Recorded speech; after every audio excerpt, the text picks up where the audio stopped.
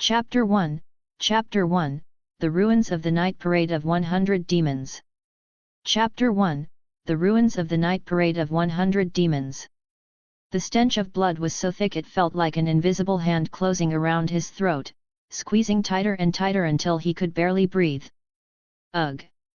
Yami's eyes snapped open, and the violent churn in his stomach nearly made him throw up on the spot. What greeted him was a scene ripped straight from hell. This was supposed to be an abandoned construction site, a half-built skeleton of steel and concrete left to rot in the darkness. Instead, it had become a slaughterhouse. Exposed rebar jutted from broken pillars like twisted spears, and the ground was strewn with severed limbs and mangled remains.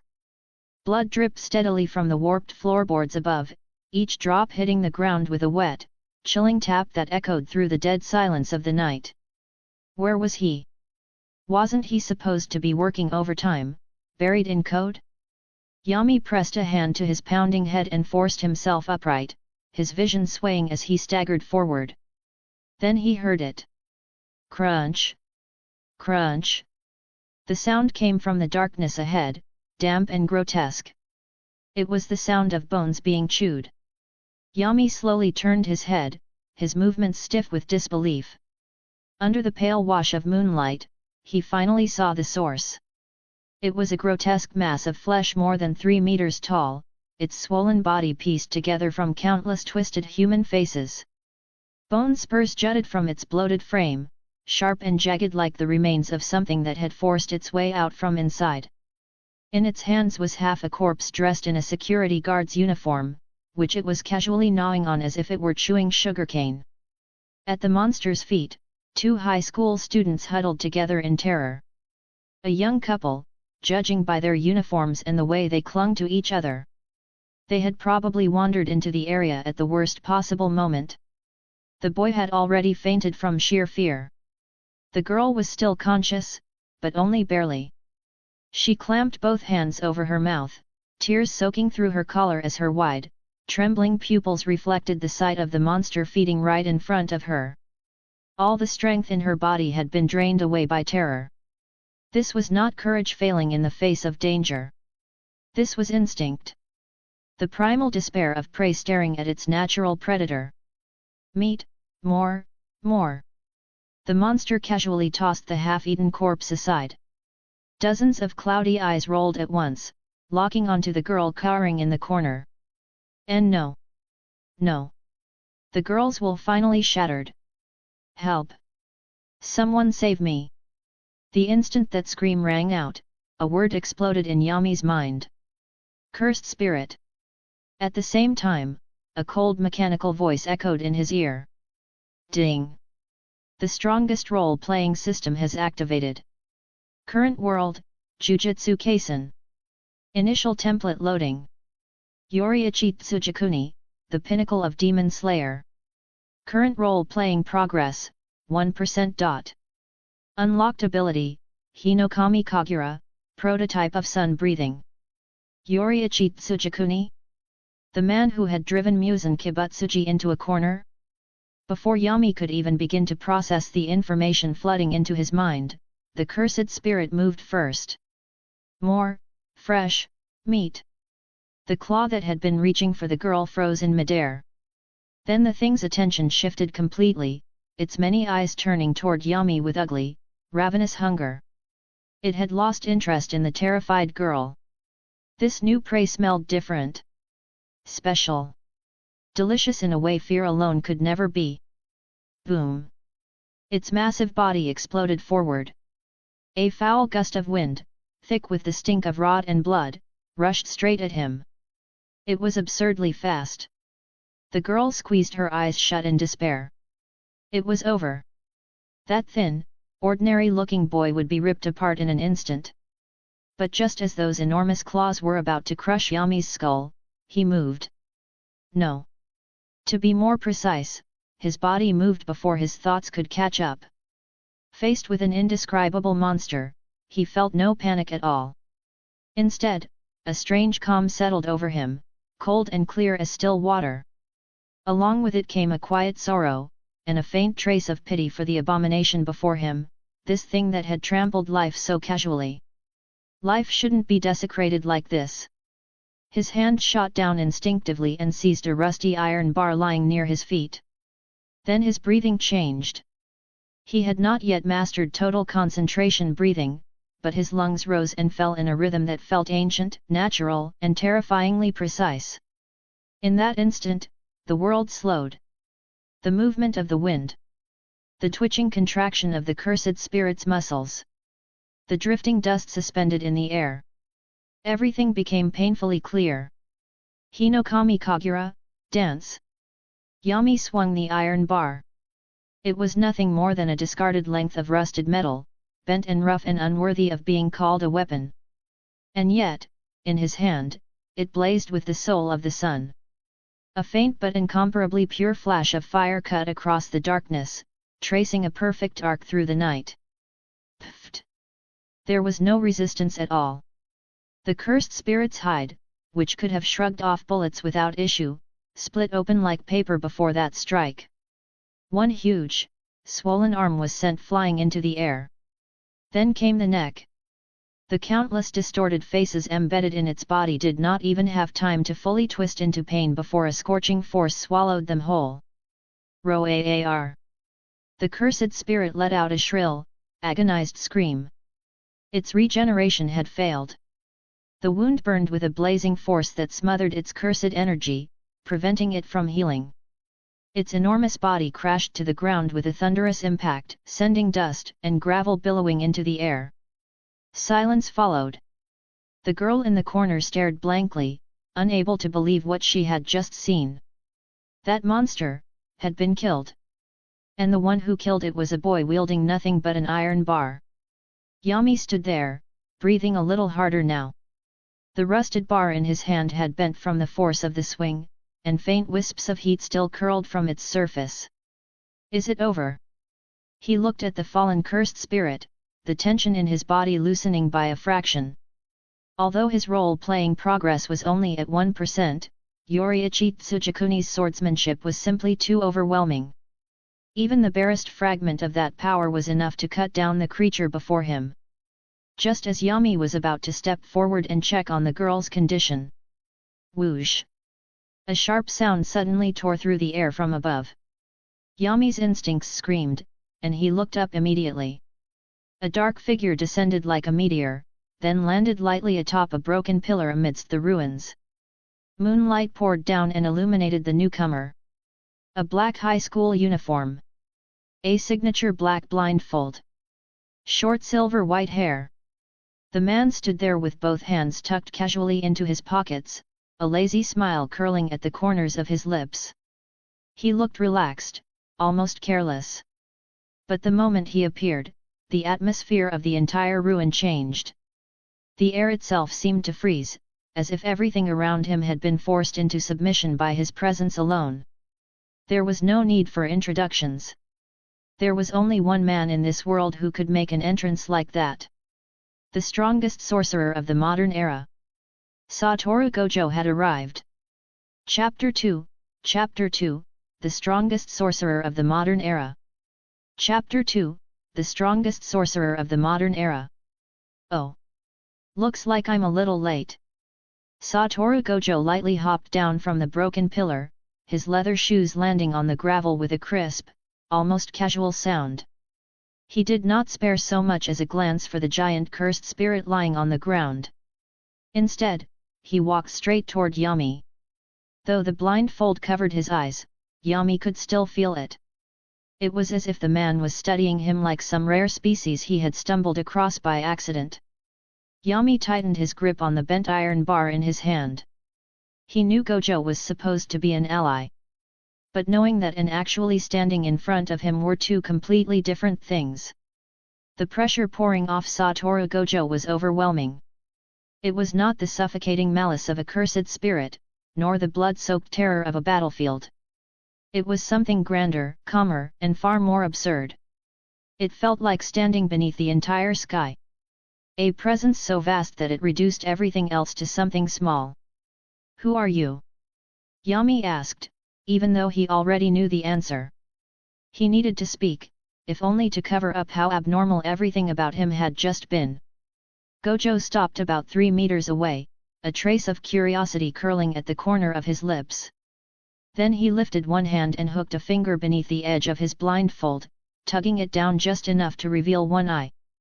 An eye as clear and boundless as the heavens themselves. The 6 eyes. The instant that azure gaze landed on him, Yami felt as though his entire body had been stripped bare.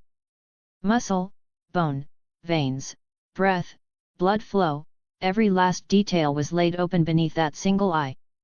Strange. Gojo tilted his head slightly, genuine confusion flickering through his voice. No cursed energy. Not even a trace. He studied Yami more closely, his tone growing lighter, but the meaning of his words was anything but. That's more complete than Maki's case. Honestly, you'd make the perfect vessel for a curse. As he said that, Gojo suddenly leaned in closer, those sky blue eyes locking directly onto Yami's. Hey, kid. What you used just now, that wasn't a cursed technique, was it? Yami's heart gave a violent jolt. As expected of the 6 eyes. He had already noticed the anomaly just from the traces left behind. Yami's thoughts spun rapidly as he searched for an answer that would not expose too much too soon. But before he could respond, the atmosphere behind them twisted. Flesh, my flesh! A guttural, distorted roar suddenly rumbled out from the ruins behind them. Yami's expression changed instantly. The cursed spirit that had been lying motionless, seemingly dead, began convulsing violently. The wounds left behind by Hinokami Kagura writhed like living things. Then, from those scorched gashes, a massive amount of black cursed energy burst out like overflowing crude oil, corroding everything it touched. Concrete hissed. Steel groaned. The already ruined construction site began to collapse further under the pressure of that sinister power. And the presence radiating from it. It was more than twice as strong as before. Yami's pupils narrowed. This thing had not died. His strike had torn through its vitals, but instead of killing it completely, it had pushed the cursed spirit to the brink and stimulated its core. It had evolved at the edge of death. Not just strong. Now it had become a true top-tier cursed spirit. Watch out! It's not dead yet! Yami shouted, his body tensing instinctively as he prepared to attack again. In the corner, the high school girl who had only just regained consciousness lifted her head, saw what was happening, and promptly fainted all over again. The cursed spirit's body swelled grotesquely, doubling in size. The countless human faces fused together, condensing into one enormous, venomous demonic face filled with hatred and hunger. Its roar shook the air as it lunged at Yami and Gojo from behind, carrying an aura of raw destruction. I'm going to eat you. The reeking wind of its charge stirred Gojo's silver hair. But the strongest sorcerer of the modern era did not even turn around. He remained exactly where he was, still facing Yami, the smile on his lips not changing in the slightest. Then he casually lifted his right hand and pointed a single finger behind him. The motion looked less like combat and more like someone brushing away an irritating insect. So noisy. He spoke softly. In the very next second, the world went silent. Cursed technique reversal, red. A blinding red shockwave erupted from Gojo's fingertip without the slightest warning. It was pure repulsion, the violent reversed output of the limitless. No flourish. No build-up. Just absolute force unleashed with terrifying ease. Boom. There was no struggle. No resistance. No dramatic final scream. The moment the evolved cursed spirit came into contact with that crimson blast, it was erased. Not wounded. Not blown back. Erased. Its massive body vanished on the spot, reduced to dust along with half of the abandoned building behind it. The ruins shook violently. Concrete exploded outward. Steel twisted like paper. Then, beneath the cold moonlight, the dust slowly began to settle. The hellish slaughterhouse from moments ago had been flattened into a wasteland. A complete instant kill. Yami's eyes contracted. So this was Satoru Gojo. The strongest. He had seen it in the anime. He had read about it. He knew, in theory, what kind of monster Gojo Satoru was. But witnessing that power in person was something else entirely. It struck straight at the soul. Compared to that overwhelming red flash, the little trace of flame from his own Hinokami Kagura really did feel like the difference between candlelight and the sun. Who? Gojo blew lightly across his fingertips as if he were brushing off imaginary dust, then adjusted his blindfold back into place. The entire exchange had been so effortless it was almost insulting. To him, it truly seemed no different from swatting a mosquito. Then he looked back at Yami, and the grin on his face widened. Well? Pretty cool, right? He tilted his head with shameless confidence. Interested in becoming my student? Oh, right. Name's Satoru Gojo.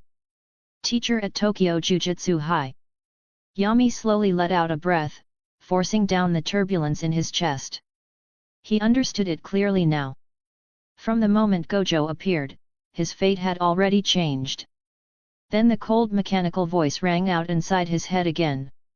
This time, it sounded sharper than before, almost excited. Ding! Detected, the strongest sorcerer of the modern era, Satoru Gojo. Hidden reward triggered. Use Tsugikuni Yoriichi full ability trial card. Duration, 10 minutes. Role-playing output, 10%. All abilities unlocked. Note, this trial card allows the host to temporarily obtain the combat instinct and all sword forms of Tsugikuni Yoriichi at his peak. Due to the host's current physical limitations, only 10% of the role template's full power can be exerted. Yami froze for a second. Tsugikuni Yoriichi at full power? Even if it was limited to only 10% output, being able to access all of Yoriichi's abilities was still outrageously broken. His gaze fixed on the casually smiling man in front of him. And suddenly, something surged up from deep inside his chest. It was not recklessness. Not fear. Not even simple curiosity. It was the raw, instinctive fighting spirit of a swordsman who had come face to face with a true powerhouse. Since he had already come to this world. Since he had inherited that man's template. Then if he walked away without testing himself against the legendary strongest, wouldn't that be a complete waste? Yami slowly tightened his grip around the bent iron bar. Then he lifted his head and looked straight into Gojo's eyes beneath the blindfold. A faint smile spread across his lips. It was arrogant, sharp, and utterly unlike Yoriichi Tsugikuni's calm nature. You want to be my teacher? His gaze did not waver for even a second. Then first, let's see if you can take this strike. In his heart, he spoke coldly. System. Use the trial card. Chapter 3, The Strongest versus the Strongest, Pseudo. Chapter 3, The Strongest versus the Strongest, Pseudo. Use it. The command fell silently in Yami's mind. Boom. An ancient, vast, searing presence erupted from his body in an instant. If the Yami from before had been nothing more than a fragile spark, then the one standing here now was a rising sun.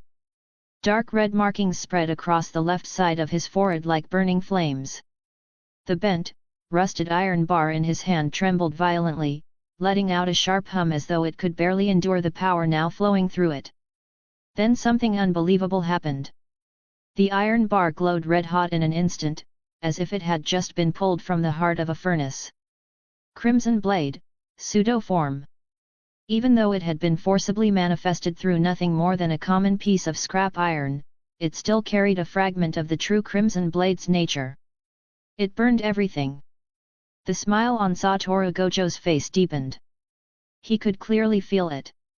The boy standing in front of him had changed. He was no longer that wary high schooler gripping a metal bar in desperate self-defense. Now, he felt like a swordsman who had stepped through blood and battle, someone who had polished his skill at the edge of life and death. Oh! Gojo leaned forward slightly, hands still in his pockets, amusement flickering across his face. Now this is getting interesting. Then let's see what you've got. The moment the words left his mouth, Gojo vanished. No warning. No transition. 1 second he was there, the next he had disappeared from sight. It was movement driven by blue, compressing space and turning speed into something close to teleportation. Almost at the same instant, a slender hand appeared right in front of Yami's face, carrying enough cursed energy to shatter stone like brittle glass. Fast. Far too fast for the naked eye to follow. But in Yami's vision, the world had already changed. Transparent world. Gojo Satoru was no longer a simple human silhouette. In Yami's eyes, he had become a living structure of muscles, blood vessels, bones, and surging flows of energy. Every contraction, every shift in weight, every movement of cursed energy through his body was exposed with terrifying clarity. I see it. Yami moved at the last possible moment. There were no wasted motions. No flashy dodge. Just a single step, a slight turn of the body. Gojo's hand, loaded with overwhelming destructive force, brushed past Yami's nose by a hair. He had dodged it. A flash of surprise flickered through Gojo's visible eye. That was not ordinary reaction speed. It was prediction. Before Gojo could fully shift into his next move, Yami's counterattack was already there. Sun breathing, first form, dance. The pseudo-crimson blade carved a blazing arc through the air, carrying with it enough force to sever everything in its path as it slashed straight for Gojo's neck. Clang! A crisp metallic sound rang out. The red-hot iron bar stopped just centimeters away from Gojo's skin. Infinity. An unreachable gap. An endless distance inserted between attacker and target, absolute and untouchable. And yet... Gojo's brow twitched ever so slightly. He felt it. The heat coating the blade had actually passed through infinity and reached him, leaving behind the faintest trace of burning sensation on his skin. It had not broken through his defense.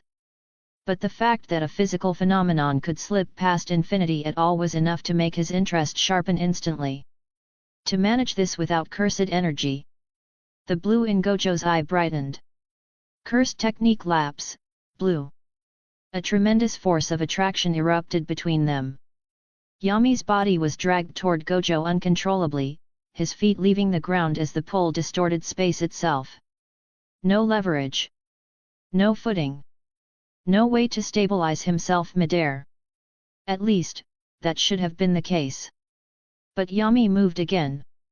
Sun breathing, fourth form, burning bones, summer sun. His body twisted strangely in midair, spinning with impossible precision. The movement created a vivid afterimage, a visual deception born from speed and rotational control. Gojo's grasp caught nothing but the illusion. The real Yami had already slipped past him, appearing at his flank and then behind him in the same breath. Sun breathing, ninth form, sun halo dragon head dance. The blazing slash twisted into a whirling vortex of fire, devouring everything in its path as it crashed down toward Gojo. This strike was powerful enough to cleave through steel. Gojo did not even bother to turn fully. He simply pointed behind himself. Hat. Cursed technique reversal, red. The crimson shockwave erupted once more, slamming head-on into Yami's flaming slash. Rumble. The entire abandoned construction site gave out at last. Concrete shattered. Steel supports screamed. The structure collapsed in full, and a storm of smoke and dust swallowed everything. Within the chaos, the two figures crossed paths. Then they separated. Yami landed hard, breathing raggedly. The iron bar in his hand had finally reached its limit. Unable to endure the heat of the pseudo-crimson blade and the force of the collision, it softened, warped, and began to melt completely, dripping molten metal from his hand to the broken ground below. The red markings on his forehead gradually faded. At the same time, an overwhelming wave of exhaustion crashed over him like a flood. His muscles screamed. His lungs burned. Every bone in his body felt hollowed out. The trial card had ended. 10 minutes of duration. But in truth, the exchange had lasted less than 30 seconds. Even so, Yami felt as if everything inside him had been wrung dry. As the smoke slowly dispersed, Gojo was still standing where he had been. Unruffled. Untouched. Not even a strand of silver hair was out of place. But the way he looked at Yami had changed completely. Gone was the casual curiosity he had worn before, as though examining some strange new creature. Now, his gaze was fixed on Yami the way someone might look at an uncut gem just pulled from the dirt. Amazing! Seriously amazing! Gojo clapped his hands like an excited child and strolled forward. No cursed energy, but that weird breathing method and your swordsmanship can actually keep up with my rhythm. His grin widened. And those eyes of yours, the way they read my movements, plus that blade that can burn through cursed energy. Gojo leaned in closer, clearly delighted now. Hey, kid. What's your name? Yami forced himself to straighten up despite the exhaustion dragging at every inch of his body. Yami. Yami, hey. Gojo nodded, then casually pulled out his phone and snapped a picture of him. Good. Yami. Starting today, you're a first year at Tokyo Jujutsu High. Hey. Yami blinked, caught off guard. There's no entrance exam? No test or anything? Test. Gojo pointed lazily at the ruins around them, then at the remains of the special grade cursed spirit Yami had killed earlier. You survived a special grade cursed spirit. Then you traded blows with the strongest sorcerer alive. He threw an arm around Yami's shoulder as naturally as if they were old friends. That's a better test than anything the school could come up with. Come on. I'll introduce you to your new classmates. Gojo's grin turned even more amused. I've got a feeling you're going to be an even bigger problem child than I was. Then his voice dropped, just slightly, carrying a private note of laughter. But that's what makes this fun. That night, because of the appearance of a boy with no cursed energy, the history of the Jujutsu world quietly began to shift. Chapter 4, Special Treatment for a Transfer Student. Chapter 4, Special Treatment for a Transfer Student. Tokyo Jujutsu High sat deep in the mountains on the outskirts of Tokyo, hidden behind layer upon layer of protective barriers. Ancient torii gates stood in silence beneath the moonlight. Weathered stone steps climbed through the quiet grounds, and the faint scent of sandalwood lingered in the air. It was a place steeped in age and solemnity. This was the cradle of Jujutsu sorcerers. And just as often, their grave. Following behind Satoru Gojo, Yami stepped into the centuries-old school grounds and felt an odd sense of familiarity rise within him. Perhaps it was the influence of Yoriichi Tsugikuni's template, but he found himself instinctively drawn to this kind of ancient architecture. Hey, Satoru! A deep voice suddenly rang out. You really brought some random nobody back just like that. As soon as they reached the teaching building, a broad-shouldered middle-aged man wearing sunglasses stepped forward and blocked their path. Masamichi Yaga, principal of Tokyo Jujutsu High, and Gojo Satoru's former homeroom teacher. At that moment, he was scrutinizing Yami with a sharp, critical gaze. No cursed energy. His physical ability is decent, but he's still just an ordinary person. Yaga's brows furrowed deeply. Satoru, this isn't a charity. Gojo kept his hands in his pockets and walked up with his usual lazy grin. Don't be so stiff, Principal Yaga. This kid's got potential. Potential. Yaga let out a faint scoff and waved his hand. Then show me what's so special about him. Before his words had even fully fallen, the stuffed dolls lying quietly at his feet suddenly stirred. Cursed corpses. Artificial bodies infused with cursed energy. Though they looked like harmless plush toys at first glance, each one possessed enough strength to tear apart a full-grown adult. Go! The instant Yaga gave the order, 3 cursed corpses sprang up at once, slicing through the air as they lunged at Yami from 3 different directions. They were fast. So fast that an ordinary person would not even have time to blink before being pinned to the ground. Yaga had no intention of seriously injuring him. He only meant to issue a warning and force the boy to retreat on his own. But in the very next second, the principal's expression changed. Yami did not draw a weapon. He did not even make an extra movement. He merely shifted slightly, his steps suddenly turning light and fluid, almost like a dance.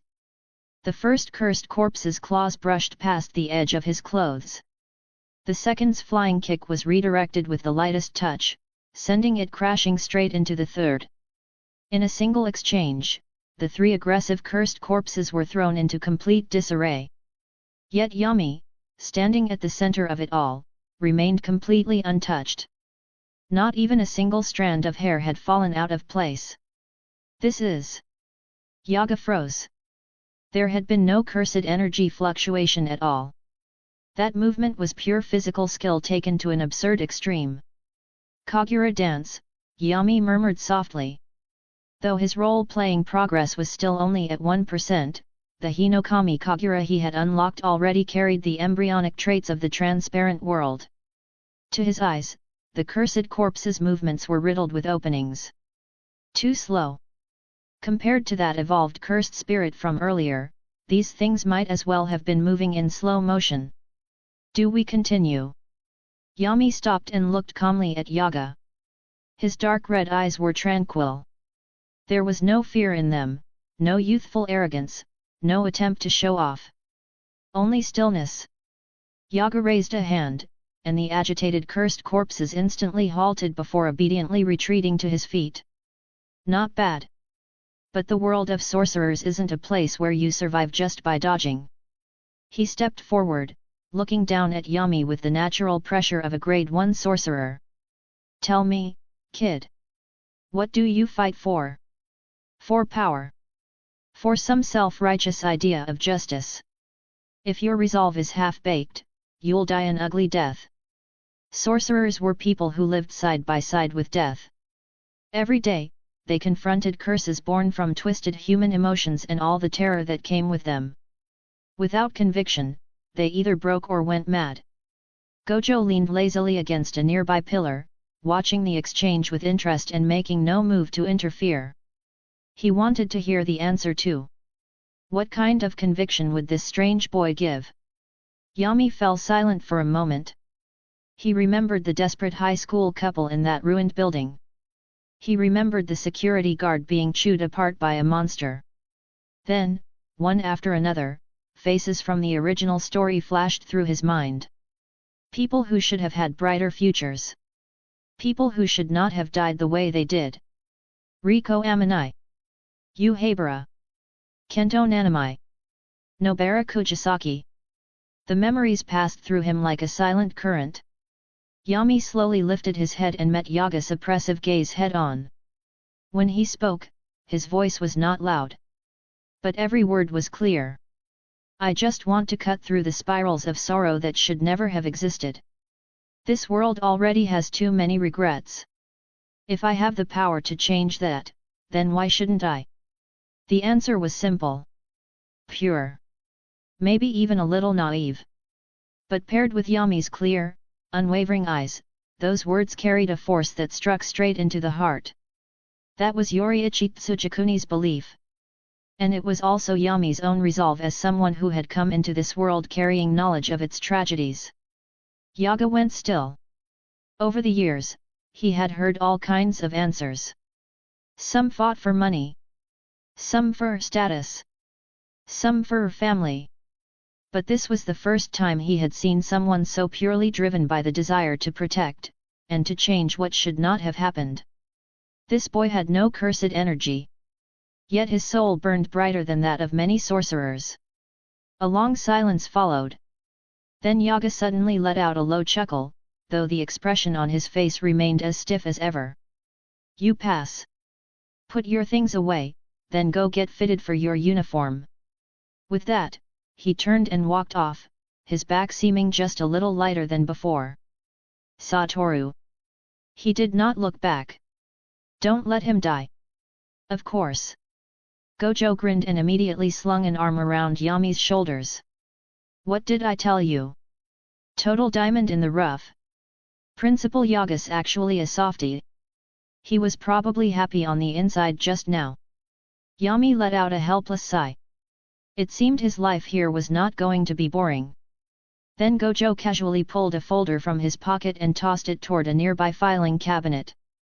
Or at least, it should have been the filing cabinet. The way he threw it made it look more like he was pitching trash. The file was labeled First Year. Welcome to the class, Yami. Gojo's grin widened mischievously. By the way, 1 vessel and 1 genius are already reserved among your classmates. Now we've added another monster. He gave Yami a firm pat on the back. This year at Jujutsu High is going to be very lively. At the same time, far away at the Zenin estate in Kyoto, a short-haired girl was wiping down her cursed tools when she suddenly sneezed. She frowned and looked up irritably. Who the hell is talking about me? Chapter 5. Chapter 5, though he has no cursed energy, is he bound by heavenly restriction? Chapter 5, though he has no cursed energy, is he bound by heavenly restriction? News spread faster than cursed spirits ever could. Did you hear? Gojo-sensei brought back a first year with absolutely no cursed energy. No way. Did they mess up the screening? They didn't mess up. 0 means 0. Cleaner than an ordinary person. In less than a day, rumors about the transfer student with no cursed energy had spread through all of Tokyo Jujutsu High. Even the higher-ups had been alarmed. To the old guard of the Jujutsu world, having no cursed energy did not simply mean weakness. It meant taboo. Years ago, the man known as the sorcerer killer, Toji Fushiguro, had possessed no cursed energy at all. Yet that same monster had nearly overturned the balance of the entire Jujutsu world by himself. To many of the old generation, that name was still a nightmare that refused to fade. And now another one had appeared? Worse, Satoru Gojo had personally brought him back. That alone was enough to make a lot of people uneasy. Under the blazing afternoon sun, the training ground of Tokyo Jujutsu High shimmered with heat. A girl with glasses and a high ponytail was practicing with a spear. Maki Zenin. An outcast of the prestigious Zenin clan, and someone who herself possessed a heavily incomplete heavenly restriction. Sweat slid down her sharp jawline, but the fierceness in her eyes never dimmed. Every thrust of the spear was precise, ruthless, and full of stubborn will. Maki-senpai! Maki-senpai! Panda came running from the distance, his face full of excitement and pure gossip. That new student is here. Over there. Maki stopped mid-motion and turned in the direction Panda was pointing. Sure enough, Satoru Gojo was leisurely walking across campus with a black-haired boy beside him. The boy wore a slightly loose school uniform. A pair of unusual Hanafuda earrings swayed beside his face. At first glance, he looked too quiet, too gentle, almost a little dull. This was the rumored student with no cursed energy? Maki's brows instantly drew together. As someone who had suffered endless discrimination within the Zenin family, she despised people who lacked the ability to stand on their own yet still relied on connections to enter places they had not earned.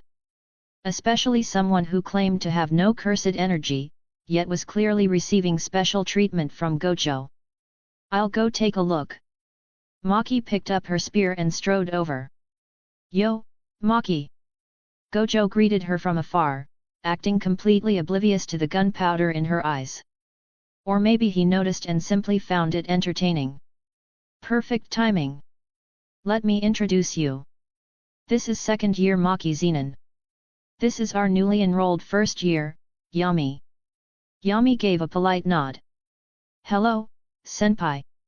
What he got in return was a cold snort. Drop the act. Maki slammed the butt of her spear onto the ground with a heavy thud. I heard you're an ordinary person too. No cursed energy at all. She put extra weight on the words ordinary person, and the sharpness in her tone carried both provocation and something more bitter, something closer to self-mockery. Yami blinked, his expression as calm as ever. If we're talking about cursed energy, then yes. Then tell me, Maki said coldly, her gaze cutting across him like a blade, what makes you think you belong at Jujutsu High? This isn't some playground for pretty boys trying to pad their resume. This is a battlefield where people exorcise curses. If you're just planning to hide behind someone stronger and coast through, then get lost. The tension in the air rose immediately. Panda slapped a paw over his face. He had known this was exactly how things would go. Tajinumaki stood behind him, only his eyes visible above his collar. Salmon. Gojo, meanwhile, looked even more delighted than before. He had already taken out his phone and started recording. Oh wow, the strict senior lecture has begun. Yami looked at the girl standing before him, fierce and bristling like a blade held permanently on edge. But he did not get angry. He knew Maki's past. He understood why she was obsessed with strength. In a world where cursed energy was treated as everything, Maki wanted to prove herself more than anyone. I'm not here to coast. Yami's voice remained gentle, but this time there was a firmness beneath it. There are things I have to do. Things you have to do. Maki sneered. Without warning, she reached toward the weapon rack, pulled out a wooden sword, and threw it straight at him. Thud. Yami caught it cleanly. Then prove it. Maki tightened her grip on her spear and lowered her center of gravity, slipping into a fighting stance. Her whole body tensed like a cheetah ready to spring.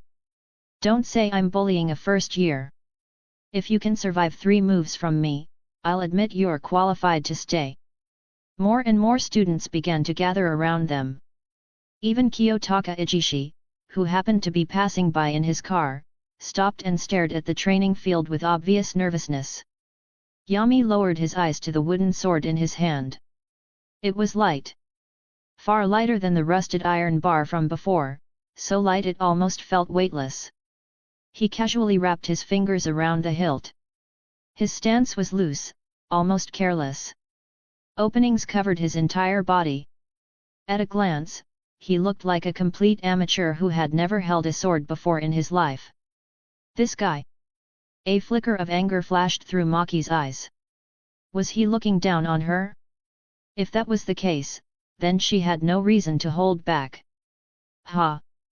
Maki exploded forward with a sharp shout. Her spear shot out like a dragon breaking through the sea, accompanied by a piercing whistle as it tore through the air and drove straight toward Yami's face. The strike was fast. Accurate. Ruthless. There was not a shred of hesitation in it. Just as the spear tip was about to reach him, a system notification sounded quietly in Yami's mind. Yoriichi Tsugikuni role-playing progress has increased to 2%. Unlocked ability, total concentration breathing, constant. In that instant, Yami's breathing changed.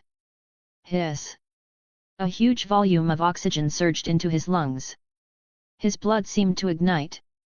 His body temperature rose sharply, and the heat flowing through his limbs transformed him from the inside out. As that scorching rhythm circulated through his body, Yami's presence changed completely. The gentle, harmless air around him vanished without a trace. In its place was an almost suffocating composure. It was as if a towering mountain had risen from the earth itself and planted itself directly in front of Maki. Her heart skipped a beat. In her eyes, Yami was no longer that quiet, slender boy. He had become a peerless blade unsheathed. How was that possible? How could a newcomer with no cursed energy give off this kind of pressure? But the arrow was already on the string. There was no stopping now. Maki gritted her teeth and poured all her strength into the thrust. If he was a mountain, then she would split him apart. The spear ripped through the air and closed the final distance. Less than a centimeter remained between the spear tip and Yami's brow. In the next instant, the outcome would be decided. Chapter 6, Chapter 6, A Dimensionality Reduction Strike of Pure Technique. Chapter 6, A Dimensionality Reduction Strike of Pure Technique. The thrust was unbelievably fast. So fast it left a blur in the air. Although Maki Zenin lacked the cursed energy of a normal sorcerer, her physical ability far surpassed that of an ordinary person. And this strike, fueled by anger and pride, carried a fierce, all-or-nothing intensity. The air itself seemed to split apart, releasing a sharp whistle as the spear shot forward. So fast! Panda could not help blurting out in shock. Tuna Mayo. Tajinu Maki's eyes widened as well. Even they could not confidently say they would take Maki's full power strike head-on without difficulty. Could that first year dodge it? Every eye on the training ground locked onto Yami. And yet, faced with this fierce and heavy spear thrust, Yami did not move to evade. He simply stood there, silent and still, his eyes calm as unmoving water. Then, at the very instant the spear tip was about to touch his brow, he moved. Yami's wrist gave the slightest flick. The wooden sword in his hand did not slash out forcefully. Instead, it glided along the shaft of the spear like a nimble fish slipping through water. There was no dramatic clash. No showy movement. Not even much visible force. But Maki's expression changed instantly. Her full power thrust felt as though it had sunk into empty space. No, it was worse than that. It was as if some strange force had attached itself to the line of her attack and gently pulled her weapon off its intended course. This is... Maki's pupils contracted sharply. She tried to draw back her strength, but her own forward momentum had already carried her too far. An opening. A massive opening. At the exact moment when her old force had been exhausted and her new force had not yet risen, Yami casually flicked the wooden sword in his hand. Smack! A crisp sound rang out. The tip of the wooden sword struck Maki's wrist with perfect precision. A numbing jolt spread through her arm at once. Her fingers loosened involuntarily, and the spear flew out of her hand. But Yami was not done. His figure slipped forward like a ghost. Smack! Smack! Two more soft, clean sounds followed in quick succession. The wooden sword struck Maki's elbow, then her shoulder. The three strikes came so quickly that the eye could barely follow them, yet each was terrifyingly precise. Every blow landed directly on the key point of her strength output, shattering her balance and breaking apart her offense with surgical accuracy. Thump! Maki stumbled and dropped to one knee. Her spear spun several times through the air before falling and stabbing into the dirt beside her. Silence! Utter silence! Even the rustling of leaves in the wind sounded unnaturally clear on the training ground. Panda's mouth hung open so wide his jaw nearly hit the floor. Tej forgot to keep his collar raised, revealing the markings at the corners of his lips as he stared blankly at the scene before him. It was a complete annihilation. Clean. Swift. Absolute. No cursed energy. No cursed technique. Yami had used nothing but the most basic physical skill, and a harmless wooden sword at that, to instantly defeat Maki Zenin, a student known for excelling in close quarters combat. And from beginning to end, he had not even taken a single step forward. Ha! Yami exhaled softly. He casually spun the wooden sword once, then let it rest at his side, his posture once again returning to its quiet stillness. He looked at Maki kneeling on the ground.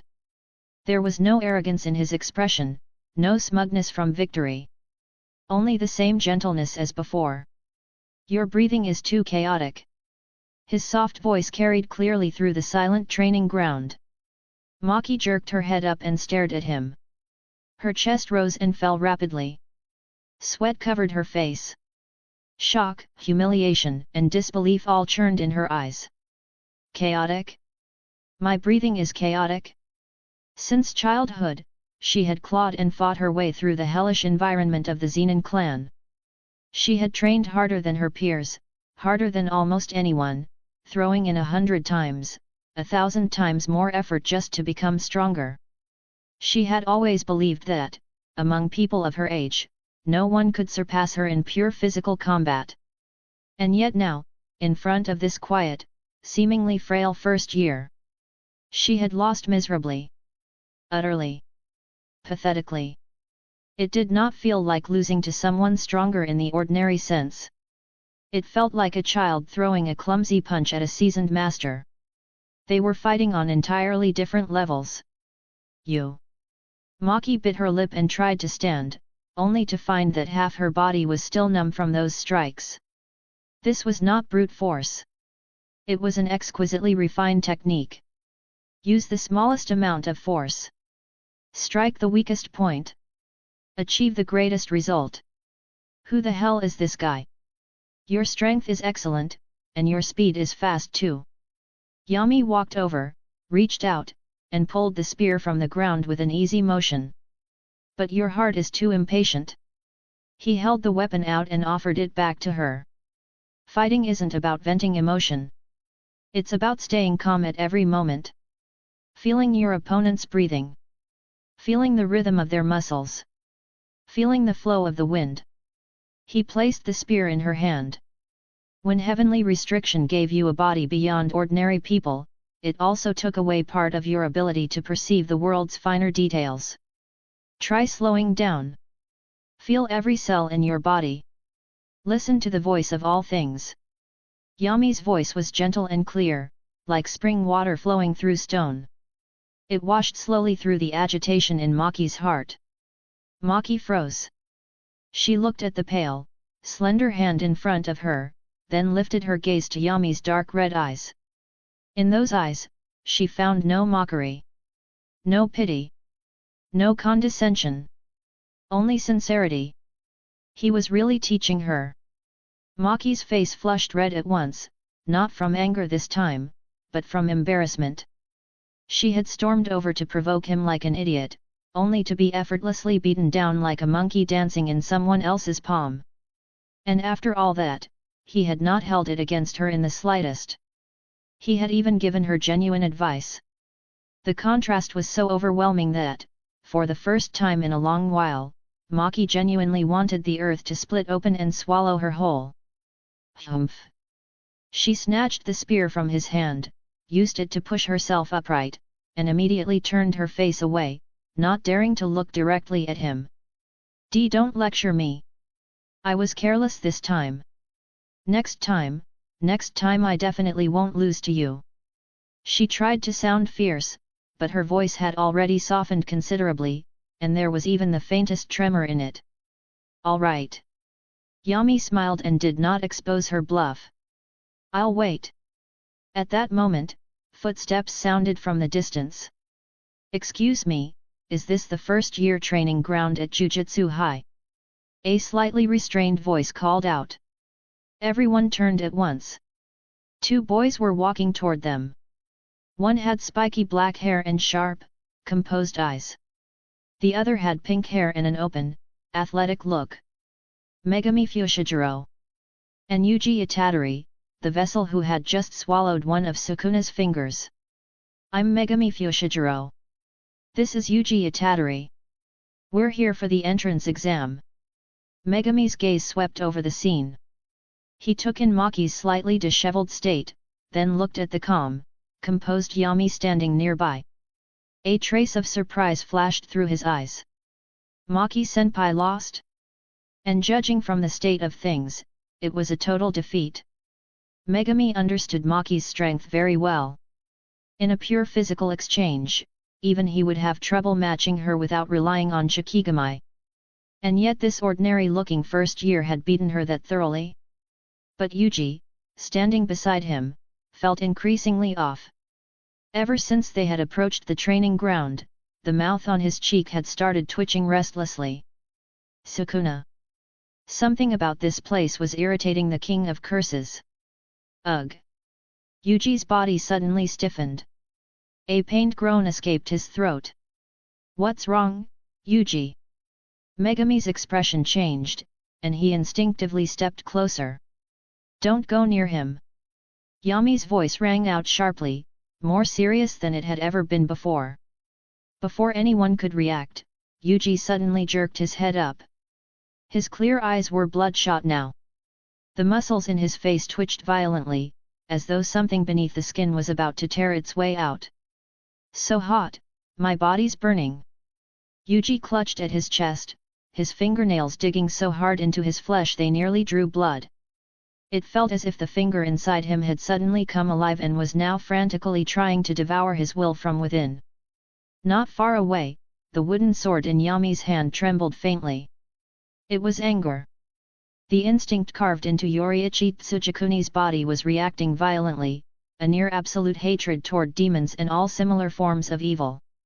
A moment ago, he had already sensed it. That sickening presence. That pink-haired one. Yami's gaze pierced through the crowd and locked onto Yuji, who was struggling in agony. There's something terrifying living inside him. The air on the training ground seemed to freeze. The light atmosphere from before vanished completely, replaced by suffocating pressure. Panda and Maki also sensed that something was deeply wrong and immediately shifted into combat stances. This presence, is it a curse? And not just any curse, it's special grade. Then, without warning, a fresh tear split open across Yuji's contorted face. Immediately after. Yuji threw his head back and roared. Cursed energy erupted wildly from his body. Black markings began spreading across his skin. That was the sign. Ryaman Sukuna was about to awaken. Chapter 7, The Boy Who Swallowed a Finger. Chapter 7, The Boy Who Swallowed a Finger. Damn it! I can't hold it down anymore. Yuji Itadori let out a pained roar, both hands clamped over his face as though he wanted to tear off the extra mouth by force. The concentration of cursed energy in the air skyrocketed in an instant, becoming so dense it was almost suffocating. Megami, run! Yuji shouted those last words with everything he had. Then, in the very next second, his body convulsed violently. His eyes rolled back. When they refocused, two scarlet pupils stared out from beneath lowered lids. The warmth, the recklessness, the straightforward kindness that defined Yuji Itadori vanished completely. In its place was something ancient, arrogant, and utterly inhuman, a gaze that looked upon all things as insects beneath its feet. Black markings spread rapidly across his body like cursed vines. Ryaman Sukuna had awakened. Who? Sukuna rolled his neck, producing a series of crisp cracks. He ignored the pale-faced Megami Fushiguro. Ignored Panda and Maki, who had already tensed into battle stances.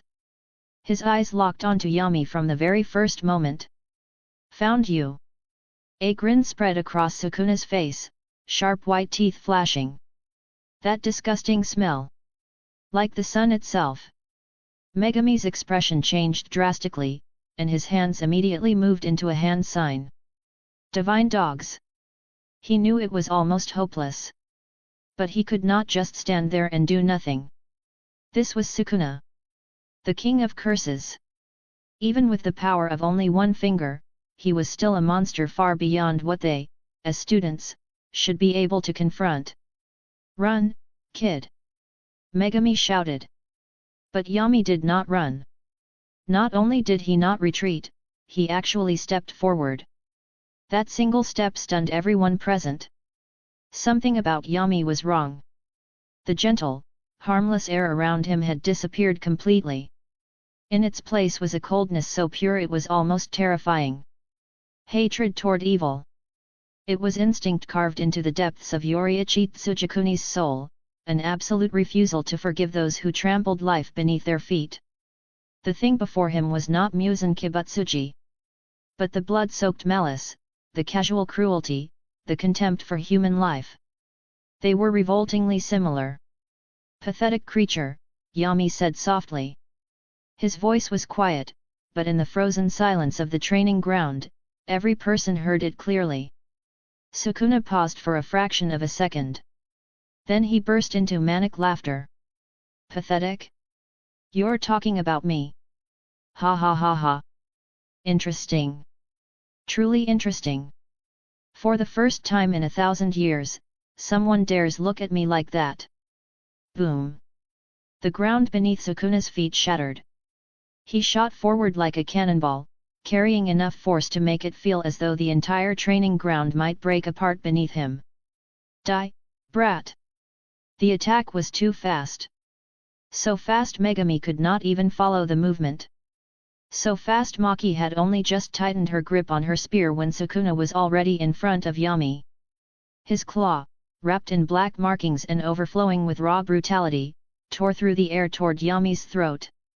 There was no technique to it. No flourish. Just overwhelming speed and power. This was the king of curses. It's over. Panda shut his eyes in despair.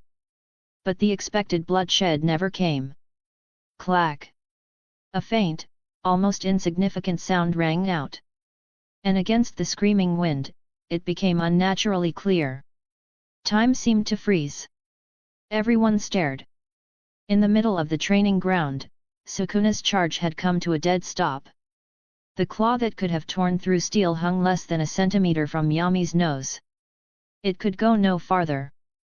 Because an ordinary wooden sword, worn and unremarkable, was pressed lightly against Sukuna's throat. No cursed energy. No cursed technique. No brilliant flash of power. Just total interception. If Sukuna had advanced even a single millimeter more, the wooden blade would have pierced his throat without hesitation. Of course, for the king of curses, a punctured throat was not fatal. But the thing that had truly stopped him was not the sword. It was Yami's eyes. Yami looked at him in complete silence. Those dark red pupils seemed to burn like a rising sun. There was no visible heat. And yet Sukuna felt as though his soul itself was being scorched alive. It was as if some god standing above mortal life had lowered its gaze upon him. Move, Yami said. His voice was terrifyingly calm. And I'll kill you. Arrogant. Absolutely arrogant. To say the words "I'll kill you" to Ryaman Sukuna was something no one in the history of the Jujutsu world had ever dared to do. And yet, strangely enough, Sukuna did not move. The smile on his face froze. His scarlet eyes narrowed slightly, as though confirming something. Even if only for the briefest moment, he hesitated. This brat was not bluffing. That sword intent was real. It was a killing intent sharp enough to split gods. Of course, the wooden sword alone was not the only reason Sukuna had stopped. His compound eyes shifted slightly, and from the corner of his vision he glanced toward the edge of the training ground. TCH. That troublesome guy is almost here too. With only the power of one finger, facing that white-haired six-eyed monster would be annoying. And besides, Sukuna's gaze returned to Yami, and a nearly imperceptible trace of appreciation flickered in the depths of his eyes. No cursed energy. Yet a will like this. A will that felt capable of cutting through anything. Interesting. You're a very interesting little gem. Hat.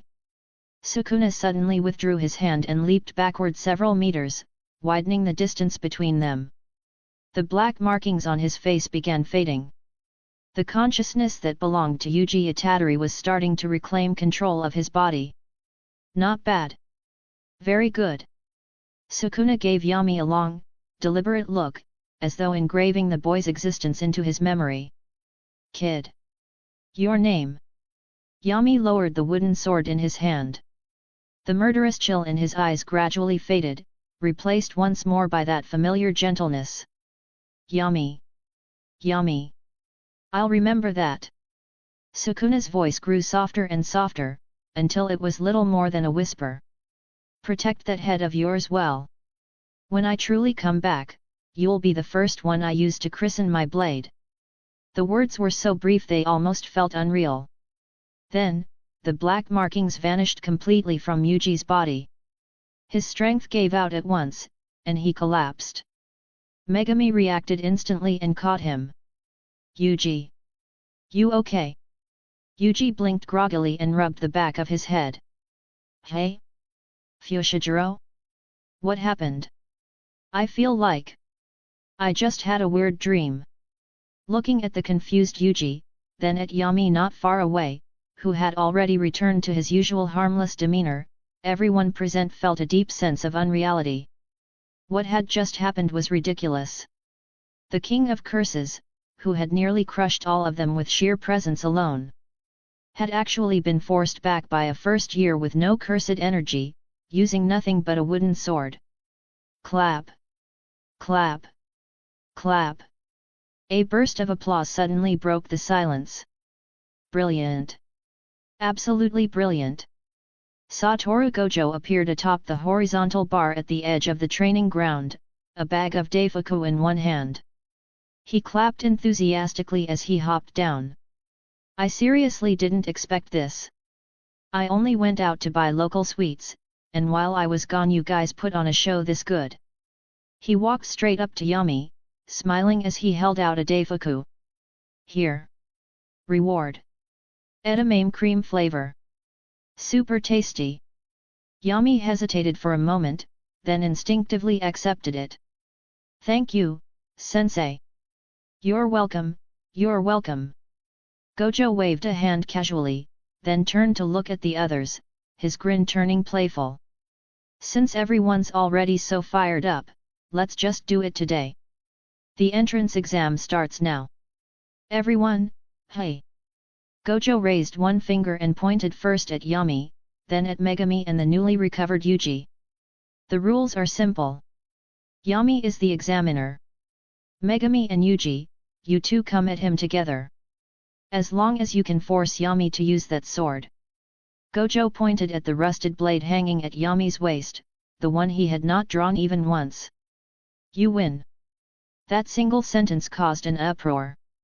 2 against 1? And it was Megami Fushiguro and Yuji Itadori, 2 first years with absurd potential, against a transfer student with no cursed energy? This setup was just too. Isn't that kind of unfair? Panda blurted out. Yeah, Maki said, nodding slowly as she looked at Yami with a complicated expression. But the one getting bullied probably isn't Yami. The memory of those 3 precise strikes still made her wrist ache faintly. That monster was someone who had even forced Sukuna to back off. Megami frowned and glanced at Yuji beside him. You sure you're okay? Yuji still looked confused, but the moment he heard the word exam, his energy immediately bounced back. No problem. I feel full of energy right now. Good. Megami took a deep breath and formed a hand sign. Then let's find out just how strong this guy is, if even Gojo-sensei praises it that much. Yami took a bite of the daifuku in his hand. The sweetness of the cream spread through his mouth, easing the tension in his body just a little. He looked at the 2 eager boys standing opposite him and sighed helplessly. Can I finish the daifuku first? Nope, Gojo replied cheerfully. It tastes better after the fight. Yami. There was no helping it. Since sensei had spoken, he had no choice. Yami stuffed the rest of the daifuku into his mouth and mumbled around it. Then, nice to meet you. In the next instant, his eyes changed. Not the cold killing intent he had shown against Sukuna, but the pure concentration of a swordsman standing at the beginning of a fight. That was Yoriichi Tsugikuni's opening stance. Chapter 8, The Insane Entrance Exam. Chapter 8, The Insane Entrance Exam. Begin. The moment Satoru Gojo gave the order, the atmosphere on the training ground exploded. Divine Dog, white. Divine Dog, black. Megami Fushiguro moved first. With a swift series of hand signs, 2 massive Shikigami hounds burst out from the shadows. One white, one black, they shot forward like twin bolts of lightning, one circling left, the other right, both lunging straight at Yami. At the same time, Yuji Itadori launched himself forward as well. Oh, I'm coming too. Yuji's physical ability was completely ridiculous.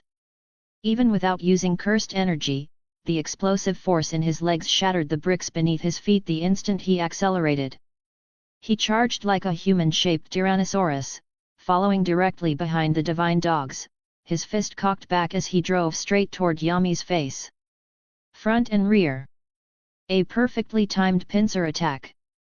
Even though it was their first time working together, the level of instinctive coordination they displayed made Maki narrow her eyes in approval from the sidelines. Not bad, she muttered. They've sealed off his space on both sides, and Itateri's frontal attack is too weird and explosive to predict normally. If it were an average grade 1 sorcerer, they'd be scrambling already. But Yami's response to this seemingly flawless encirclement was completely unexpected. He did not retreat. He advanced. His toes brushed lightly against the ground as his body slipped forward like a falling leaf carried by the wind. Just as the divine dogs were about to tear into him, he passed cleanly through the narrow gap between them with almost miraculous precision. What? Megami's pupils shrank. Too fast. No, not just fast. It felt more like prediction.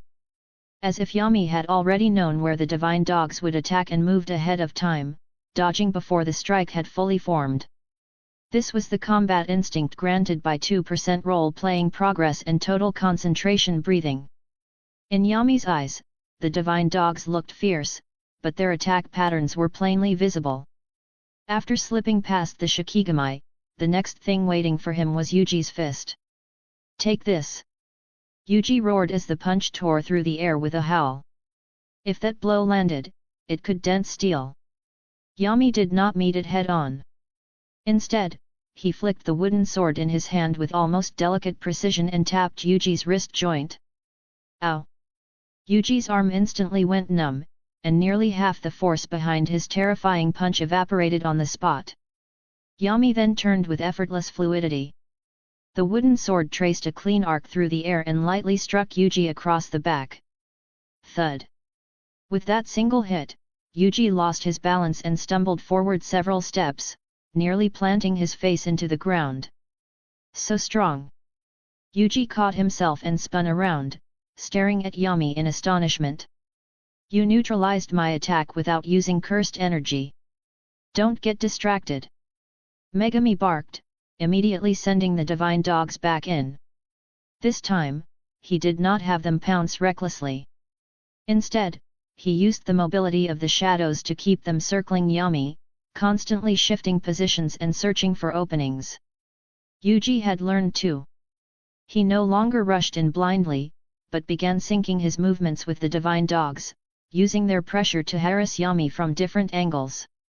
For a brief time, the fight looked almost evenly matched. Yami stood in the middle with a wooden sword in hand, calmly moving within the pressure of both attackers. Each time the sword moved, it precisely unraveled another assault. A flick. A deflection. A parry.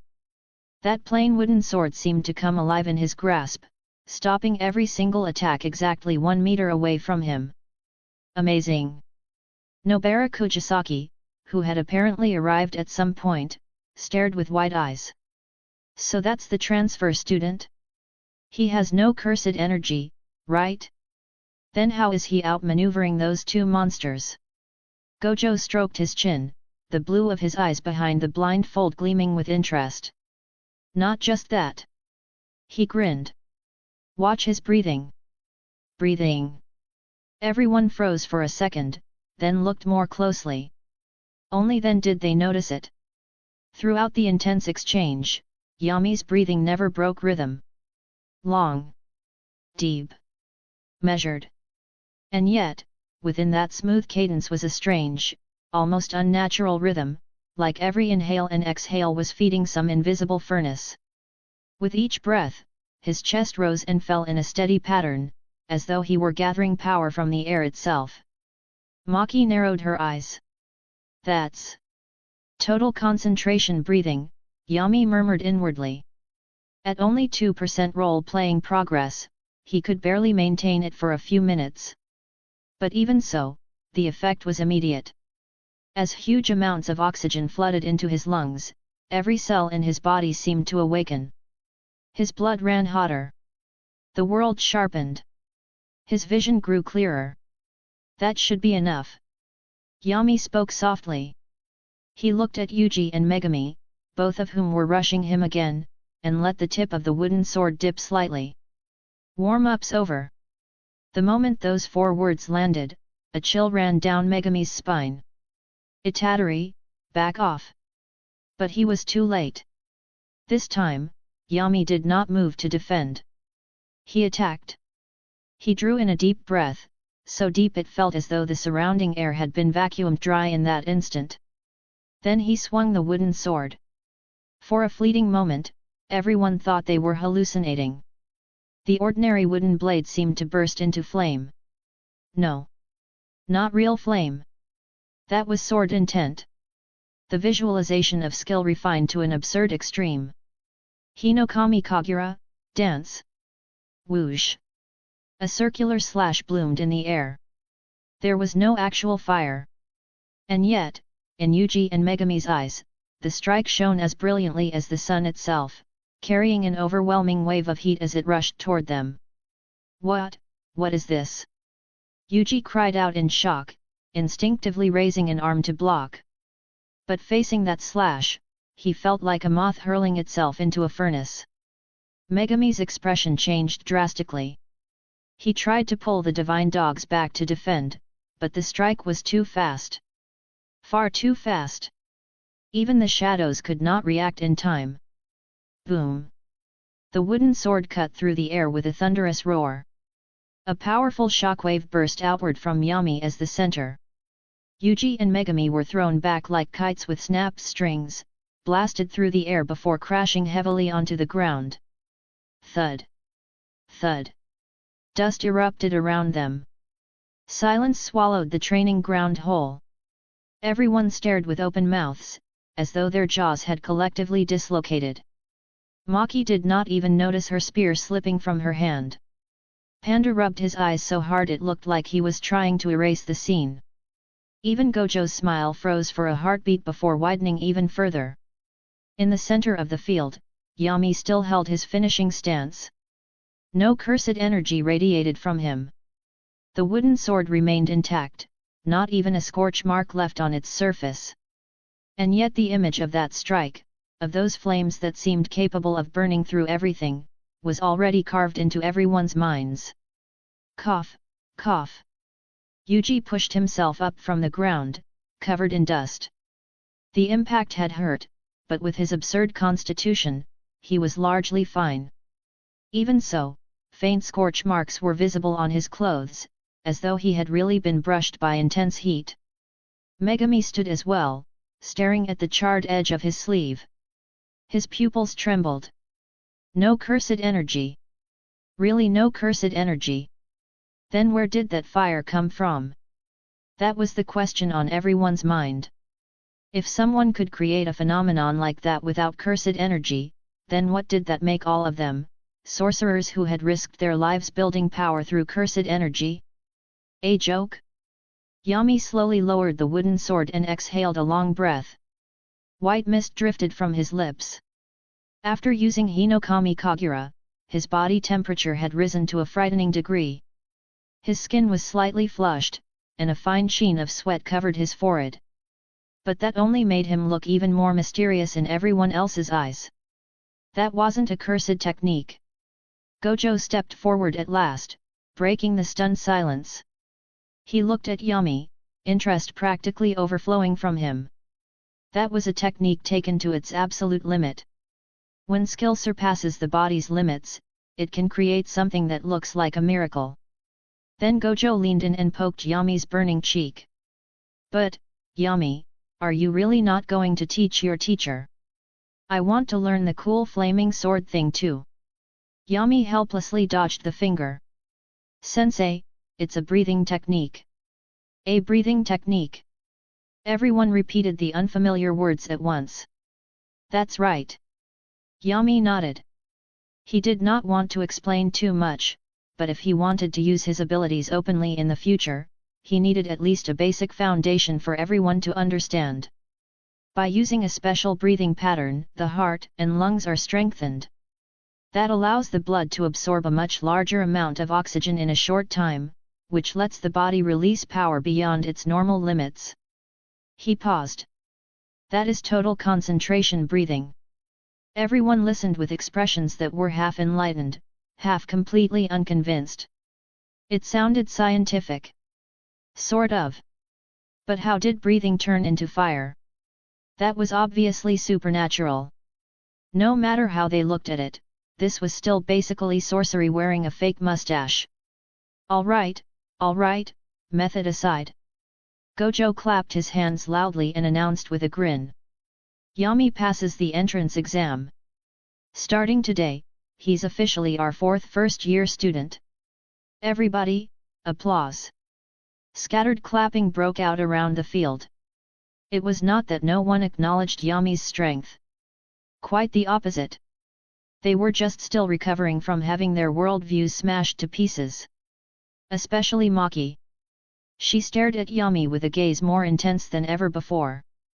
Breathing technique. A way to become stronger without cursed energy. If she could learn something like that too. Wouldn't that prove that every old fossil in the Zenin clan had been wrong? Yami seemed to sense her gaze. He turned his head and gave her a gentle smile. That smile was warm, like spring sunlight. And for some reason, it made Maki's face redden again. TCH. What are you smiling at?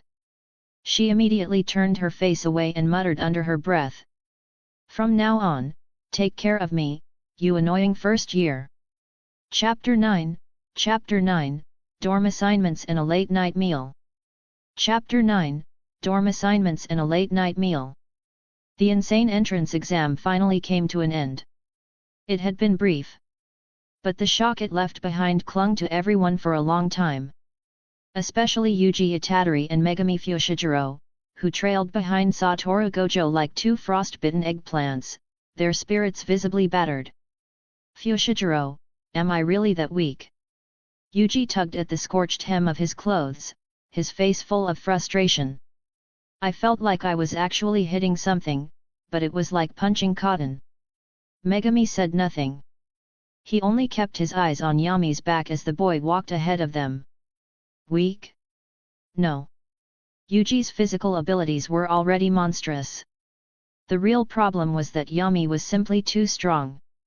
That absurd combat instinct that seemed to see through everything before it happened, that bizarre breathing technique, and that terrifying swordsmanship. All right, don't look so depressed. Gojo turned around and flicked each of them on the forehead. You two just enrolled. Yami is a special case among special cases. Then he grinned and pointed ahead. Besides, having someone that strong on the team just means you'll all feel safer during missions later, right? As he spoke, an old-looking dormitory building came into view. We're here. This is where you'll be living for the next 4 years. Gojo pointed lazily toward the upper floors. Yami's room is on the 3rd floor, right next to Yuji's. Yuji's mood instantly bounced back. Seriously? That's awesome. He turned toward Yami with sparkling eyes. Yami, please take care of me from now on.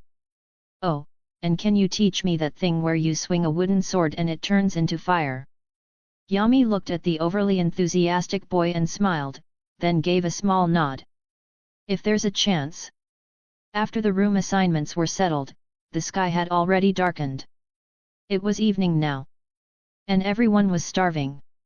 Especially after that ridiculous series of fights, Yuji's stomach had long since begun protesting loudly. I'm starving. Fushiguro, should we go buy something from a convenience store? At this hour, the cafeteria's already closed. Megami glanced at his phone and sighed faintly. Tokyo Jujutsu High was tucked away in the mountains, and the nearest convenience store was several kilometers away. Yami spoke up suddenly. If there are still ingredients in the cafeteria, I can cook something. Everyone turned to look at him at once. You can cook? Nobara Kujisaki looked openly suspicious. In her imagination, someone like Yami, a swordsman who could calmly beat down everyone with a wooden sword and even force Sukuna back, should have been the cold, aloof type who never touched a kitchen in his life. Cooking? The mental image was too ridiculous. Half an hour later, in the school cafeteria, everyone had gone completely silent. Wearing a pink apron of mysterious origin, Yami stood at the counter skillfully wielding a kitchen knife. Thack thack thack thack thack. The sound of chopping vegetables rang out in a crisp, steady rhythm. Every slice of radish was uniformly thin, as if measured with a ruler. Maki swallowed. That knife skill. She stared at the cutting board with a complicated expression. What a waste. Hey, Maki-senpai, don't say something so scary. Yuji was already leaning over the serving counter, nearly drooling. It smells amazing. What is that? In the pot, the sauce for a tempura bowl simmered gently. The rich aroma of soy sauce, mirin, and broth spread through the cafeteria almost instantly, stirring everyone's appetite to life. Yami remained focused. To him, cooking was not so different from swordsmanship. It required precision, rhythm, concentration. Done. Yami lifted the freshly fried tempura from the oil, its golden surface crisp and glistening. He placed it over steaming bowls of rice, then drizzled a spoonful of thick, fragrant sauce over the top. Sizzle. That sound alone was enough to make people lose their minds. Special tempura bowls. Please enjoy. 5 bowls were placed on the table. The moment they landed, everyone pounced. I'm eating. Yuji shoved a piece of fried shrimp into his mouth first. Crunch. The crisp shell shattered between his teeth. Then came the tender, juicy shrimp, followed by the sweet salty richness of the sauce and the heat of the rice. His whole body froze. Then. Delicious. Yuji let out a howl like a startled groundhog. What is this? It's better than anything I've eaten in Sendai. It really is good. Megami ate far more elegantly, but his chopsticks moved just as fast. The batter's thickness is perfect, and the frying time is spot on. Even Nobara, who was clearly the pickiest one at the table, narrowed her eyes after taking a bite of the vegetable tempura. Humph! I hate admitting it, but you're annoyingly good at this. So you're not just showing off. You're actually useful. Gojo rested his chin on one hand, his posture lazy and relaxed, but the tempura in his bowl was disappearing at an alarming speed. Yami, from now on, you're officially the first-year head chef. I approve too. Yuji shouted with his mouth full. Yami removed the apron and looked at the group devouring the food in front of him. A gentle smile appeared on his face. I'm glad everyone likes it. Honestly, I was a little worried I might have added too much salt. At that moment, the cold, commanding presence he had shown while holding a wooden sword to Sukuna's throat was nowhere to be found. Right now, he looked like nothing more than the kind, dependable older boy next door. This contrast. Maki bit lightly on her chopsticks as she stared at Yami's harmless expression. For some reason, her cheeks started warming again. It's way too unfair. The warmth of the meal slowly melted away the tension and exhaustion left behind by the day's fighting. Everyone ate and chatted. Yuji rambled about funny stories from Sendai. Nobara complained about Tokyo prices with righteous fury. Megami occasionally cut in with a dry comment sharp enough to make Yuji splutter. Even Maki, usually so stern, showed a rare smile once or twice. Yami sat quietly off to the side, listening to their laughter. This feeling. It was nice. No killing. No curses. No blood-soaked tension. Just an ordinary, warm moment of everyday life. This was the kind of thing Yoriichi had always wanted to protect. Ah! That's the last pumpkin tempura. Yuji suddenly shouted and lunged with his chopsticks toward the final golden piece on the plate. In your dreams. That one's mine. Nobara reacted instantly, her chopsticks flashing out like knives. I'm not full yet either. Megami joined in expressionlessly, as if this were the most natural thing in the world. The 3 sets of chopsticks were about to collide, when a shrill alarm suddenly tore through the night. Woo! The piercing sound echoed across the entire campus without warning, instantly freezing the warm atmosphere in the cafeteria. Gojo slowly set down his bowl. The smile vanished from his face in an instant. He looked out through the window toward the dark night sky, and his gaze sharpened. Grade 1 alert. His voice was calm. Too calm. Looks like it's time for some after-dinner exercise. Yami also stood up. His hand instinctively settled on the hilt at his waist. That swordsman's flame reignited in his gentle eyes. Peace never lasted long. That was the daily life of a sorcerer. Let's go, Yami said softly. Let's cut down the trash that interrupted our meal. Chapter 10, First Mission, The Curse of Roppongi. Chapter 10, First Mission, The Curse of Roppongi. This is Roppongi? It looks more like a haunted dump. Nobara Kujisaki brushed the dust from her shoulder with open disgust, her eyes fixed on the abandoned building sealed off behind police tape. It stood in the middle of bustling Roppongi, yet it felt completely cut off from the city around it. Neon lights flashed in the distance, traffic murmured somewhere beyond the streets, and life moved on as usual. But this place was different. The building looked like a rotten tooth jammed into the glittering mouth of the city, exuding a stale, moldy stench that made the stomach churn. Kiyotaka Ijishi adjusted his glasses and dabbed nervously at the cold sweat gathering on his forehead. Due to repeated complaints from nearby residents about strange noises, along with a recent rise in missing person reports, we've confirmed that this building is heavily infested with low-level cursed spirits. Even as he explained the situation, his voice carried visible tension. That tension was not because of the building.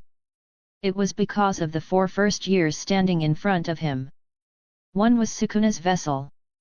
One was from the Zenin clan. One was a loud, prickly girl who looked ready to start a fight with either a curse or a human. And the last one, the quiet transfer student carrying a long cloth-wrapped bag, was someone Gojo Satoru had personally recruited. Anyone personally selected by Gojo was a problem by default. So our job is to exorcise everything inside. Yuji Itadori clenched his fists, eyes bright with excitement. This was his first proper mission since enrolling, and he looked more eager than nervous. Ijishi nodded. That's right. But be careful. Most of the cursed spirits inside are estimated to be grade 4 or grade 3. The danger level isn't high individually, but the number is expected to be considerable. Got it. Gojo was nowhere to be seen. As usual, he had casually dumped the mission on them and vanished, leaving the cleanup to others like it was the most natural thing in the world. Then Nobara suddenly turned, her sharp gaze landing on the sword hanging at Yami's waist. The scabbard looked old and worn, plain enough that it really did seem like something dragged out of a junk pile. You planning to use that thing for exorcism? Her tone was as prickly as ever. I heard you did well in the entrance exam, but this isn't the same thing. Curses aren't opponents you can handle with raw physical skill alone.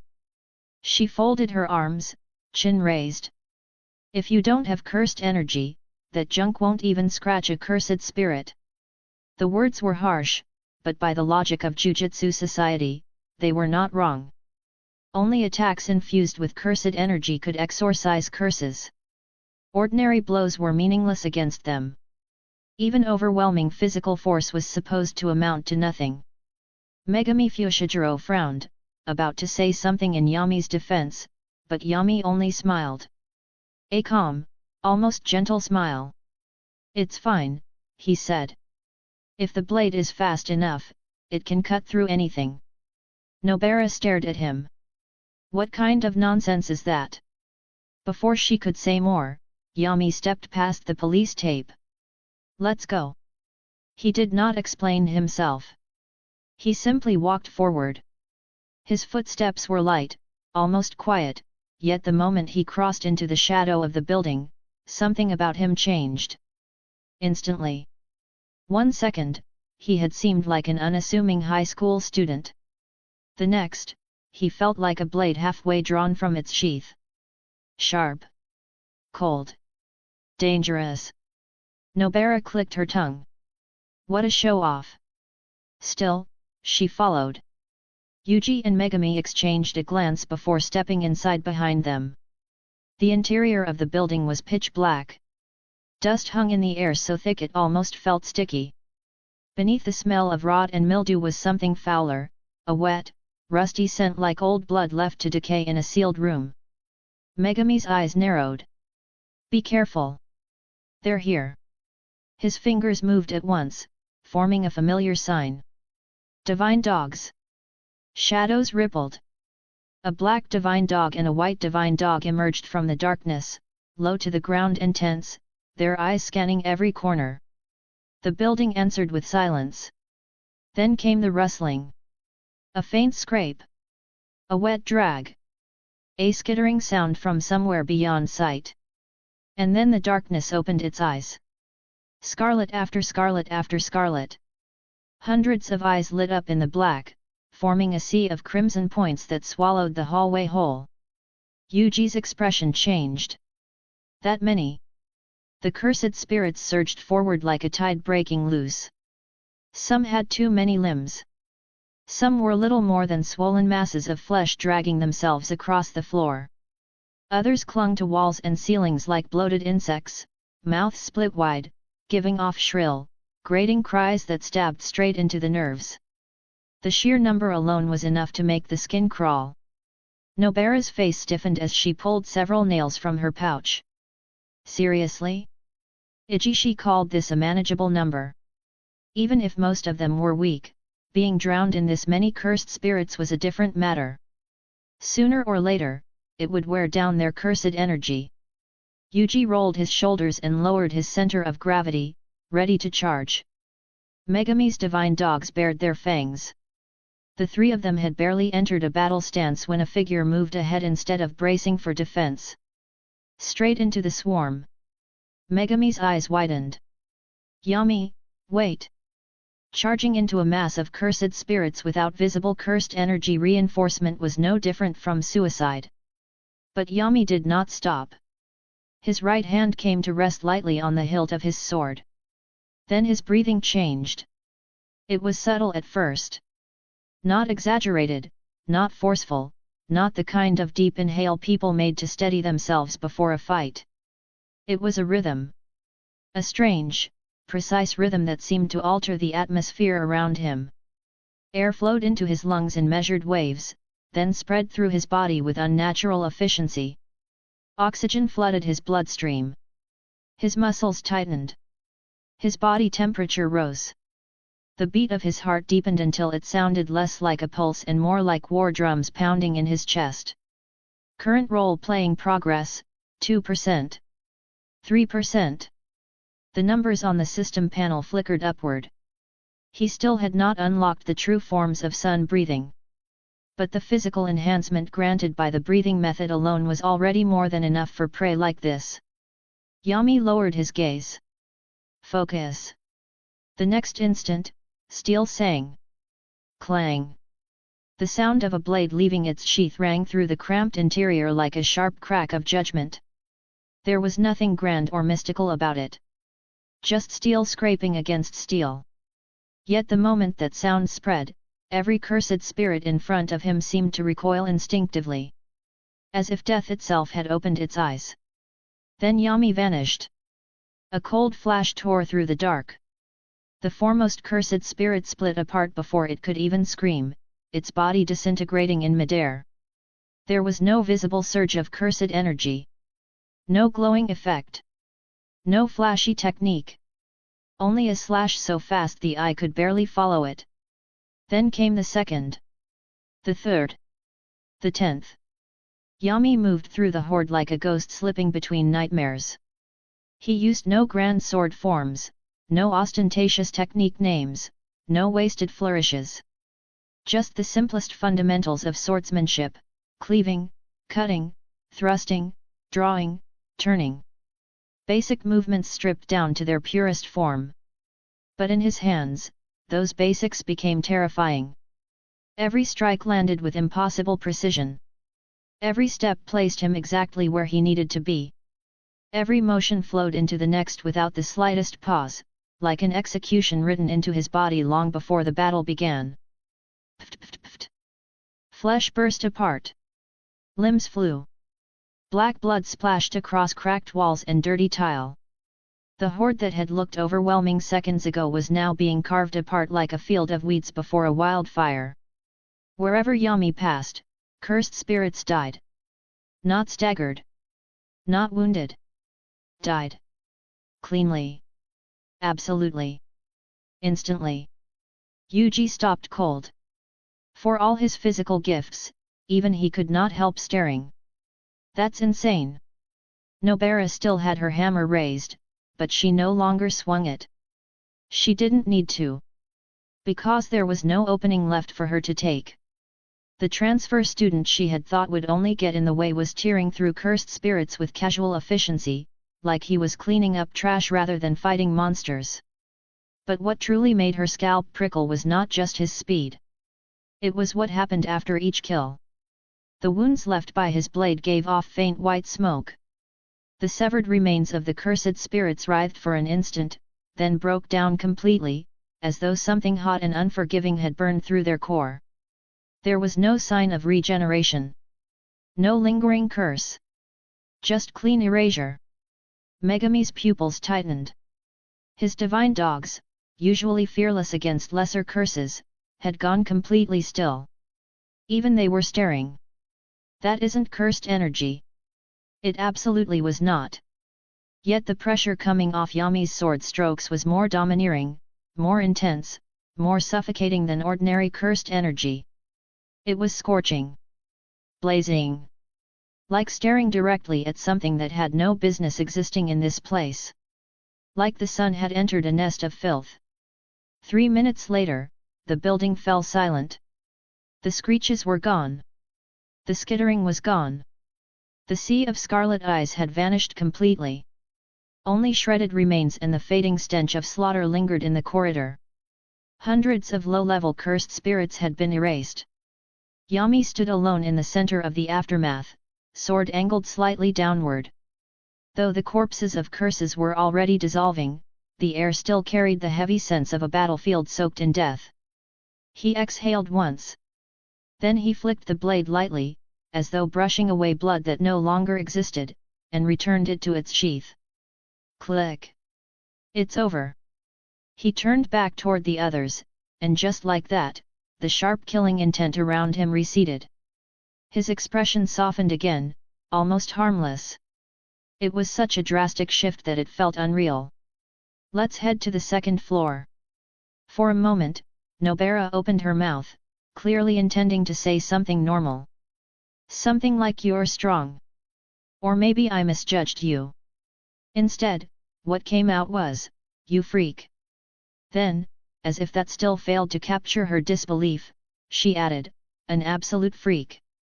Who the hell exorcised curses that smoothly?" Yuji barked out a laugh, though even he looked shaken. Megami said nothing. His gaze remained on Yami for a few seconds longer before it shifted upward. Because Yami was no longer looking at them. He was looking above. Through the floors. Toward the top of the building. His dark red eyes narrowed slightly, and reflected in them was a thick, unsettling mass of blackness. What they had just dealt with was nothing more than the outer layer. Fodder. The real thing was still waiting above. Megami noticed the change at once. What is it? Yami's hand rested once more on the hilt of his sword. His fingers tightened. Nothing. His voice remained calm, but the edge beneath it was obvious. There's just something up there. A brief pause. Then his lips curved into a faint smile that held no warmth at all. Something so irritating, he said softly, that I suddenly really want to cut it down. Chapter 11, A Blade Faster Than Cursed Techniques. Chapter 11, A Blade Faster Than Cursed Techniques. Second floor cleared. Third floor is fine too. As the group pushed deeper into the building, the tension eased slightly. There were still plenty of curses lurking around, but against Yami's absurd swordsmanship, their numbers had started to feel almost meaningless. Most of the time, by the moment Megami Fushiguro released Divine Dog to scout ahead and Yuji Itadori had barely shifted into position, Yami had already sheathed his sword. That left Nobara Kujisaki, who had been itching to show off a little, in an increasingly foul mood. "Hey, Yami!" She kicked a pebble down the corridor with obvious irritation. "Can't you leave me at least 2 or 3 to deal with? I specifically brought new nails, and I haven't even gotten to use them properly yet." Yami smiled at her apologetically. "Sorry. My body just moved on its own." It was not bragging. As his role-playing progress continued to rise, Yoriichi Tsugikuni's combat instincts were gradually sinking deeper and deeper into his bones. The moment Yami sensed the foul stench of a curse, his muscles would react before his thoughts did. It was an instinct carved into his being.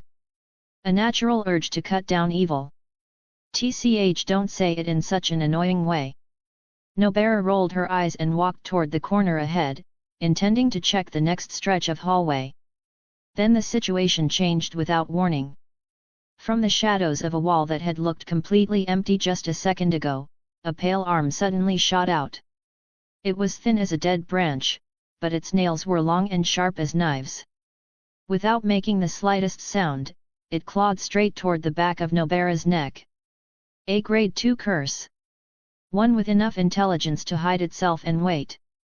It had stayed buried in the shadows the whole time, letting the deaths of the other curses dull the group's vigilance. It had been waiting for the perfect moment to strike. And now, it had found it. "Kujisaki! Behind you!" Megami, who was bringing up the rear, was the first to notice. His eyes widened as he shouted. But it was too late. The distance. The speed. Before Nobara could even turn around, a deathly chill had already swallowed her whole. "I'm going to die." The thought flashed through her mind the instant she felt those sharp nails brush the skin of her neck. And then... whoosh! A gust of wind swept through the narrow corridor. It carried heat. Not ordinary heat, but a scorching rush that tore through the air like a flash fire. Nobara only caught a blur. Yami, who had been standing several meters away, vanished without warning. In the next instant, a red arc exploded through the darkness. It looked like the first line of sunlight breaking through dawn, cutting apart the shadows in one clean stroke. Slash! The pale arm reaching for Nobara's throat was severed at the shoulder. Before even a drop of black blood could spill out, the wound was seared shut by the heat, and the foul fluid evaporated on the spot. Gaya! A shrill, distorted scream tore out from the shadows. The grade 2 curse recoiled in terror, clutching at its severed shoulder as it tried to retreat. Too late. Yami appeared in front of it like a ghost, the blade in his hand now reversed in grip. "Since you reached out, leave your life behind." Thud. A flash. Then the curse's massive head flew into the air. By the time its body hit the ground and began crumbling into ash, the terror on its face had not even faded. It could not understand. Even at the moment of its death, it could not comprehend why a human without cursed energy could move that fast. Fast enough that even a curse's senses could not follow him. The hallway fell silent once more. Yami stood in front of Nobara with his back to her, slowly lowering the blade in his hand. His uniform was not even wrinkled. It was as if the life and death moment from just seconds earlier had been nothing more than an illusion. "Are you all right?" He did not turn around when he asked it. His voice was still gentle. Still calm. But to Nobara in that moment, it might as well have been the voice of a savior. Thump. Thump. Thump. Her heart slammed wildly against her chest. Was this what people called the suspension bridge effect? A second ago, with death looming over her shoulder, that figure standing in front of her had seemed absurdly tall, reliable, and, annoyingly enough, Kind of cool. I'm fine.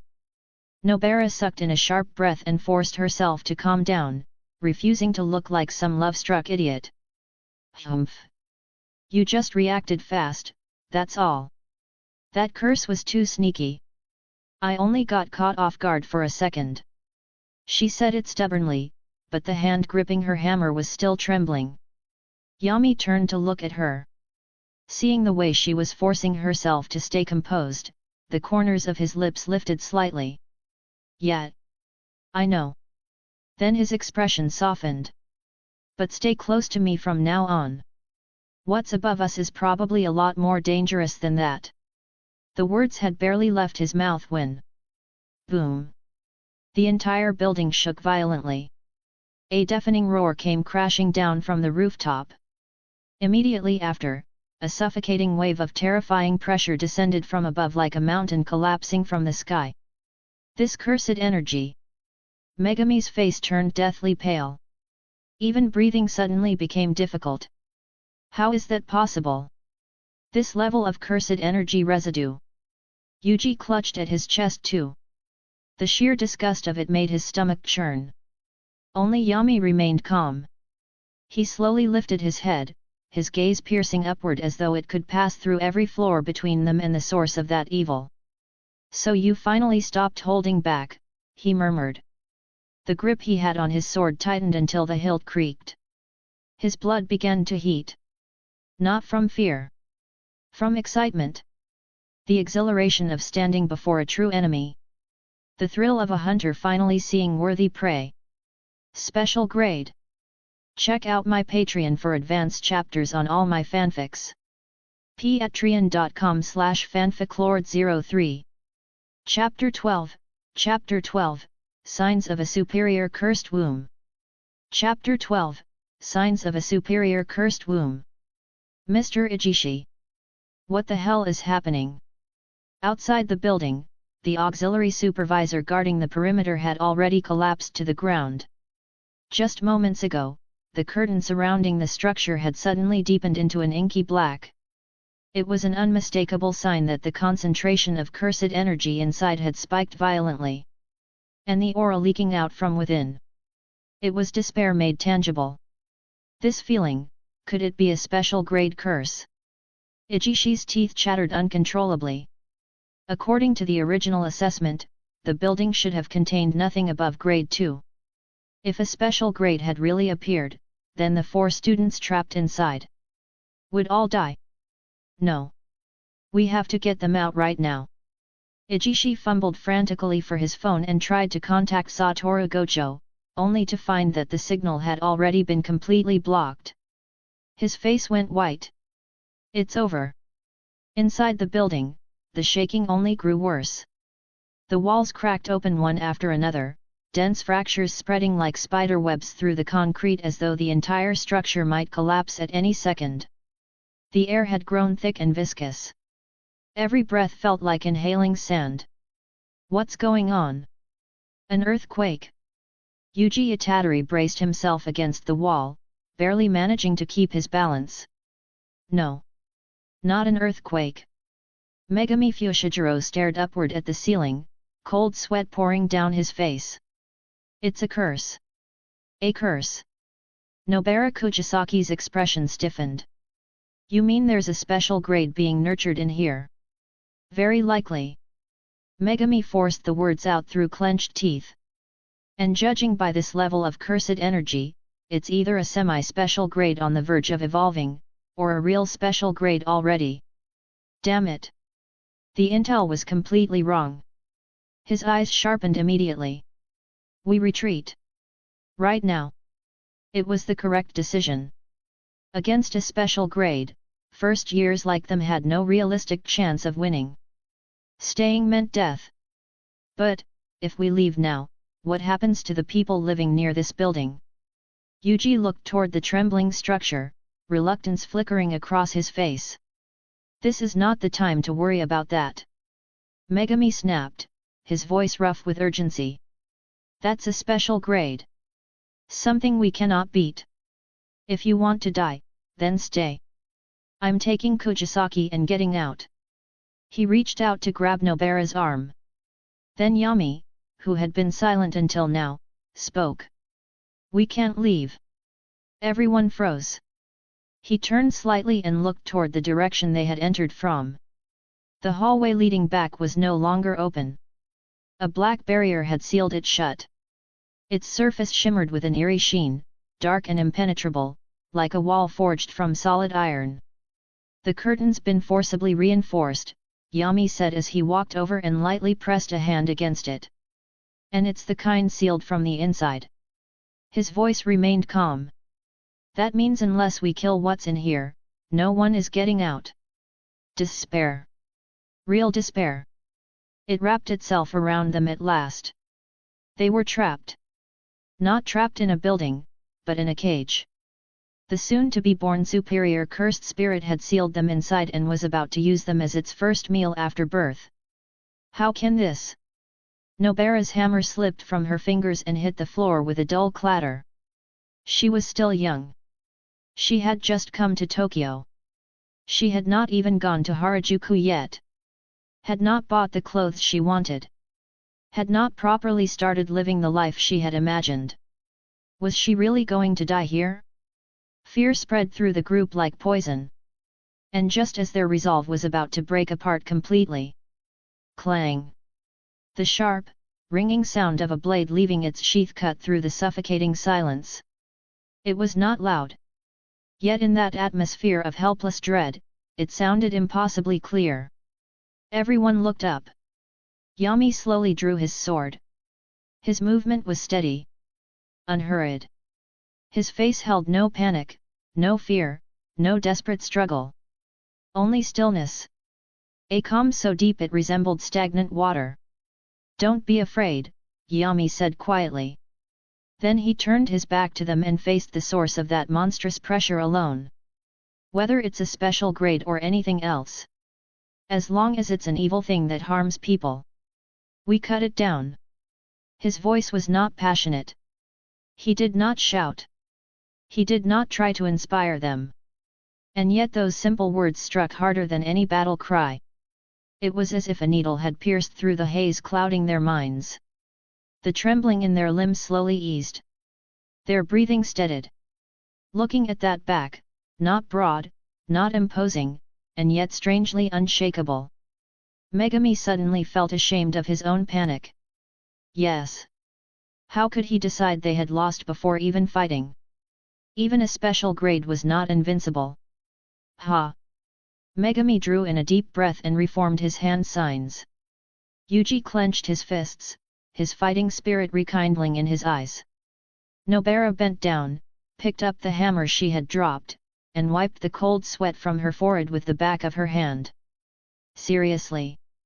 I actually got comforted by someone with no cursed energy." She ground out the words, then lifted her chin stubbornly. "This girl's not losing to you."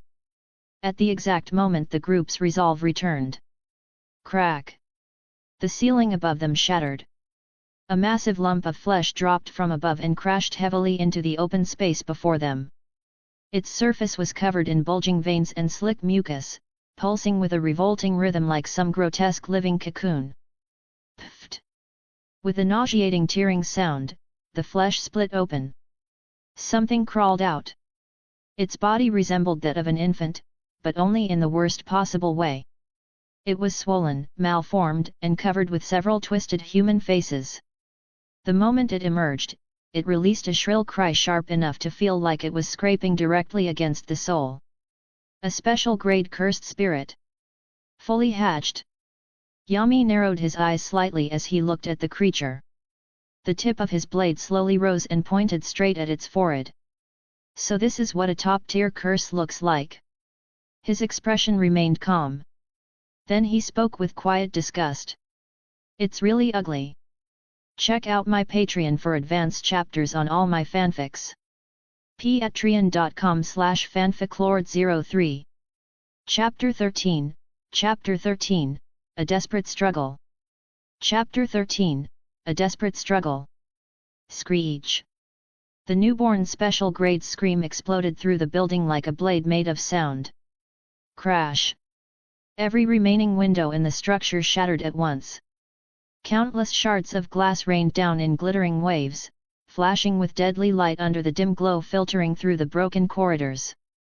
Ugh! Megami Fushiguro let out a muffled groan. It felt as though countless needles had been driven straight into his eardrums. But what truly made his heart sink was what happened next. Thud! A dull, heavy sound.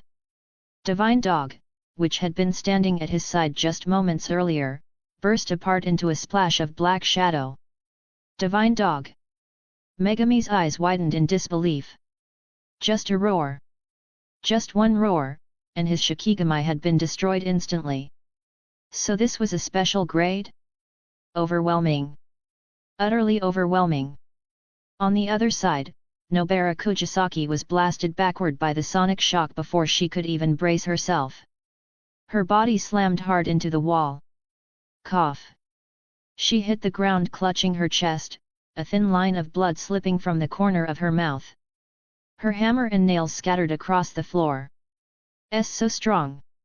Her voice trembled. This is the thing we're supposed to fight. Even Yuji Itadori, blessed with absurd physical ability, felt blood rushing violently through his skull.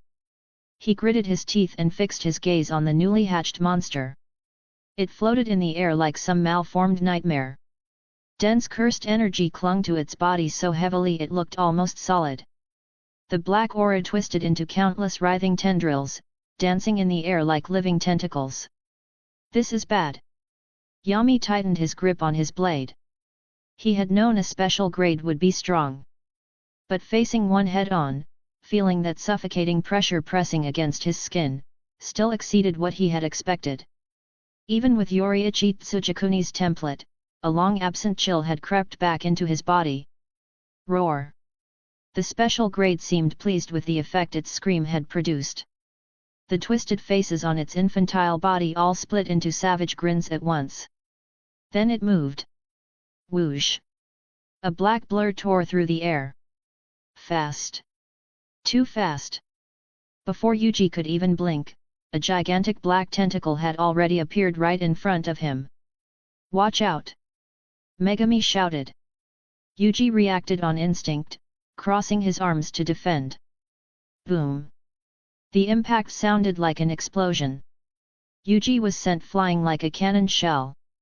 He smashed through two walls before finally crashing to a stop. Itadori! Yuji! Megami and Nobara shouted at the same time. Cough, cough, that hurts. Amid the rubble, Yuji forced himself back to his feet. Both of his arms were twisted at ugly angles. If not for his monstrous physical toughness, that single blow would have reduced him to pulp. So this is a special grade. Yuji stared down at his shaking hands, and for the first time, real fear appeared in his eyes. His fists could dent concrete. But when he struck that tentacle, it had felt like hitting some impossible mass that swallowed all force without breaking. It was not simply stronger. It was on an entirely different level. It's not over yet. Megami crushed down his fear and threw his hands into another sign. Orokai. A gigantic serpentine Shikigami surged out of the shadows, lunging toward the curse in an attempt to bind it. But... Rib! One tentacle flicked through the air. The giant serpent was torn apart instantly. No struggle. No resistance. Just erased. Damn it, damn it.